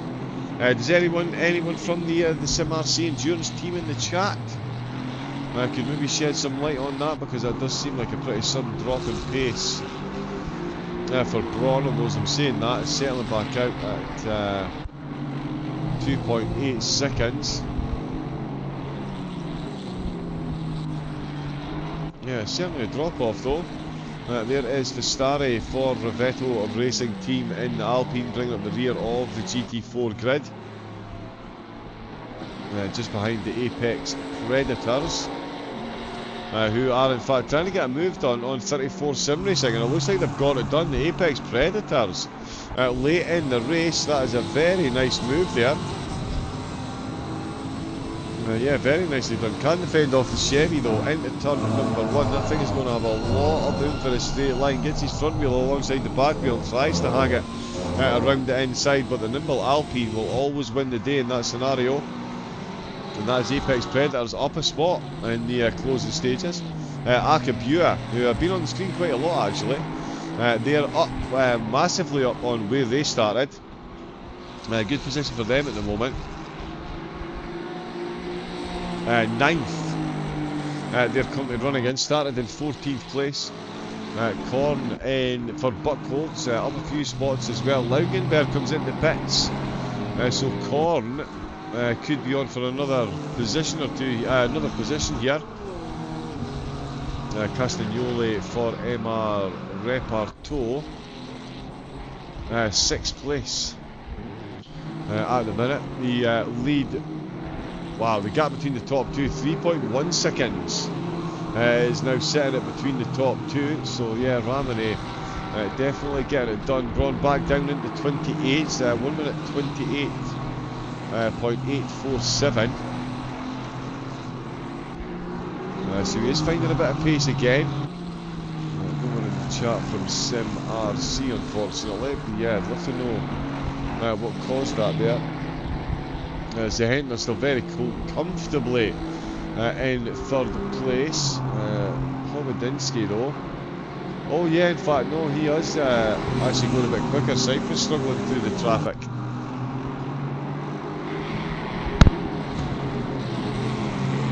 And that gap going back in the favour of Pomadinsky.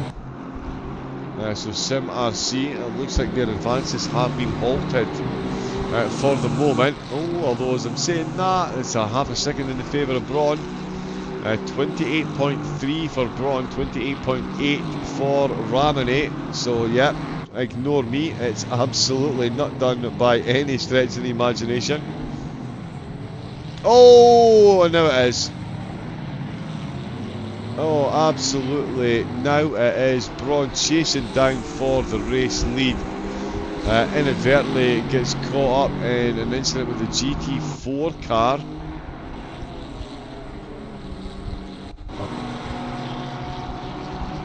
Oh, and that's the wrong one. My apologies. We will get a replay on that in a second.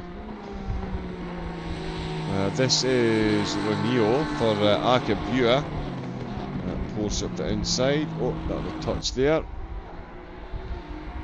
Right, there we go, and replay of what happened with Kevin Braun then. So yeah, we'll see here, unwittingly exits turn number 3, and there's cut.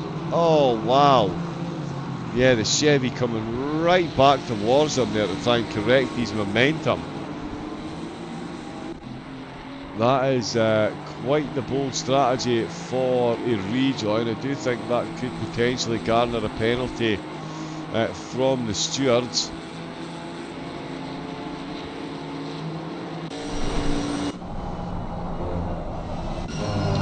Manuel Packman.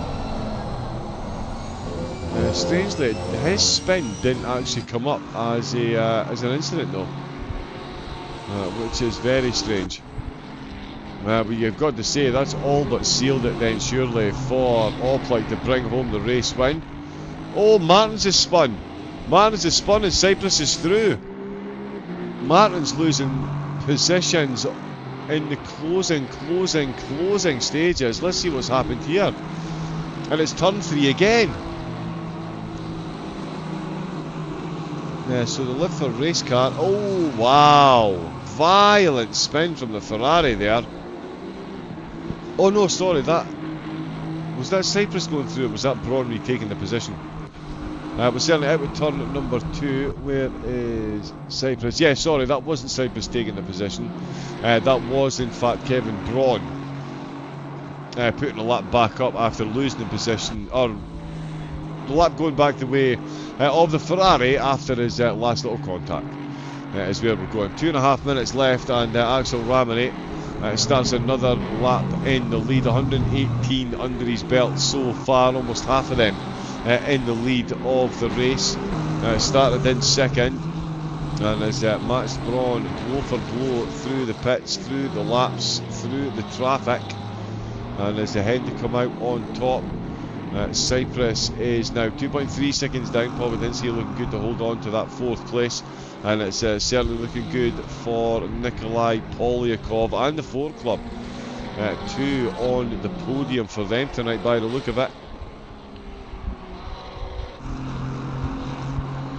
Yeah, as we bring that back up. Oh, and Sash. Oh, there's been a bit of a late incident there.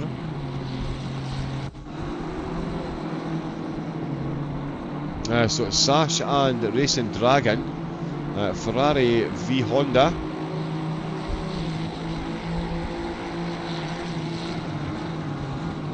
Into the penultimate corner. Oh, they just made contact on the way in. Oh, and almost made contact on the way out. And there is confirmation that the leader is on the final lap.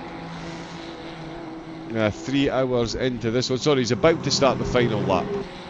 I think that was Nikolai Polyakov crossing the line. They're going to be a few laps down, but yeah, with a minute left to go on the timer, this is going to be the last lap for the GT3s, the GT4s. Yeah, I think when Polyakov crosses the line now, that will be him giving the checkered flag. Ramone didn't quite take the fastest lap, but certainly will take the win here as a Hentner. Making it 2 for Sim RC on the podium, much like 4th in the GT4s, but it will be 2nd and 3rd. Paul Badinsky 2 seconds up on Cyprus. Meeks is catching up to Martins after that spin. Martins could be under a bit of pressure on their final lap here. I think they've got one more to go after this one. Yeah, they've still got to do, they'll have to do 120 laps. So yeah, another lap here. Can Meeks pile the pressure and the hurt on Martins? Oh, and they've almost come together there out of turn number 4. And on the exit to 5. Yep, no, we're absolutely fine. Through turn 6s and 7. Here comes Oplite then. Yep, the fat lady warming up her vocal cords.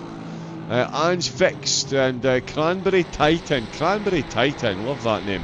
Welcome in, thank you very much for the follow to LFM. It was round number 1 of the ACC Drive Endurance Series Season 19, and it is a checkered flag for Oplite. Axel Ramone handling this one single-handed. I'm sure he was single-handed at a few points in time. What a drive that is. Great result. Kevin Braun for Sim RC brings home 2nd place. And in 3rd it will be Sebastian Zehentner. So Sim RC Endurance are going to get themselves 2 spots on the podium. In fact, we'll see Zehentner crossing the line. And then we'll jump on board to the GT4s because they are close in behind. And there is Zehentner for Sim RC cross the line. So yeah, Ramone confirmed race winner. With Braun in 2nd place, and in the GT4s, Krasov has been given the checkered flag for 3rd. It will be all hail Nikolai Polyakov though for the Fort Club Maserati. Big gap, beautiful strategy, some great laps, and a race win in round number 1 for Fort Club. It'll be Timo Krobler for Khaled Racing, making another appearance on the podium in the ACC Drive Endurance Series. Of course, the first one this season. But there have been no strangers to it in the past. Krasov there confirmed in 3rd place for Ford Club, as I said, and Timo Krobler for Khaled Racing crossing the line, weaving away, loving the checkered flag action there. Pobodinsky confirmed in 4th, as Cyprus in 6th place. But Ramone and Oplight, the absolute confirmed winners. That is for absolutely sure. Let me just very quickly.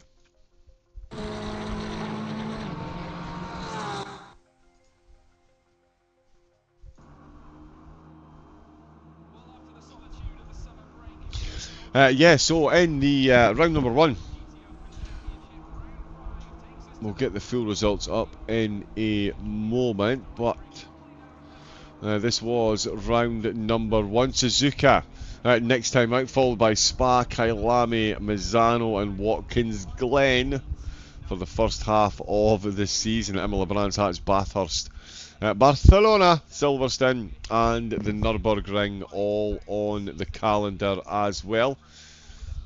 Tonight though, it was Ramone of Oplight, the Ferrari, leading the 2 Aston Martins of Sim RC home. Pobodinsky for WePlay in 4th, Cyprus for Sim RC in 5th position. In the GT4s, Polyakov and Klimov for Fort Club, making it a 1-3 for the team, with Krobler for Khaled in 2nd place. Yudes in the Ginetta for Apex in 4th, and Mies for Khaled Racing in 5th position. More than honourable mention, of course, for MR Reparto Coaching. They had a very difficult race, but made it all the way back to 6th position.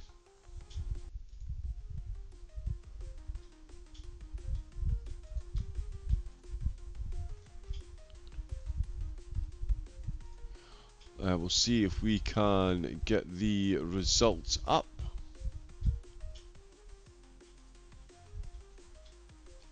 They should be available any moment. Well, we'll wait on them though. Of course, the prizes up for grabs on ACC this season over the 4 series. Some absolutely incredible stuff. So make sure you get signed up to the LFM website. We've got the Pro Series back on Thursday night. It'll be myself that takes us through that one. That will be Silverstone for the pros to endeavour to tame. Of course, the Automobilista 2 schedule is out on the website and in Discord as well. So again, if get yourself signed up. So much racing to take part in. That is for AMS 2. And of course, AC well covered as well. With the 5 series over the 12-week calendar. Prizes available in those as well. The GT4s, there was a €100 voucher and a raffle for a 75 and €50 voucher as well. So make sure you get involved in that. And bear with me a moment.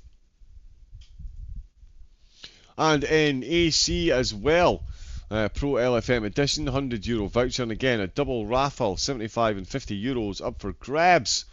And €50 and another raffle as well in the Open Wheel Tatus Series. And in the GT3s, €150 and 2 €80 coupons up for grabs. So make sure you get signed up. As I say, we're here for round number 1 of the ACC Endurance Series. That was the Red Bull Ring. It is Suzuka next up. It doesn't look like the results have quite kicked in. Let's see if we can get the endurance standings. Unfortunately, we cannot. Apologies. We will get the results to you, of course, next week.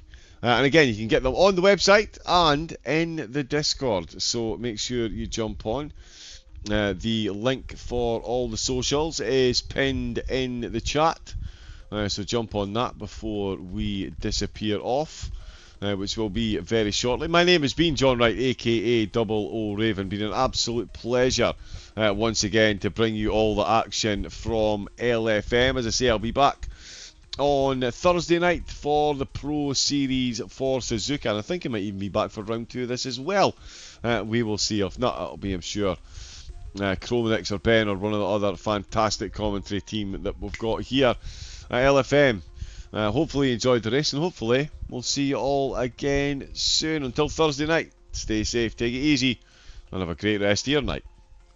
Good night.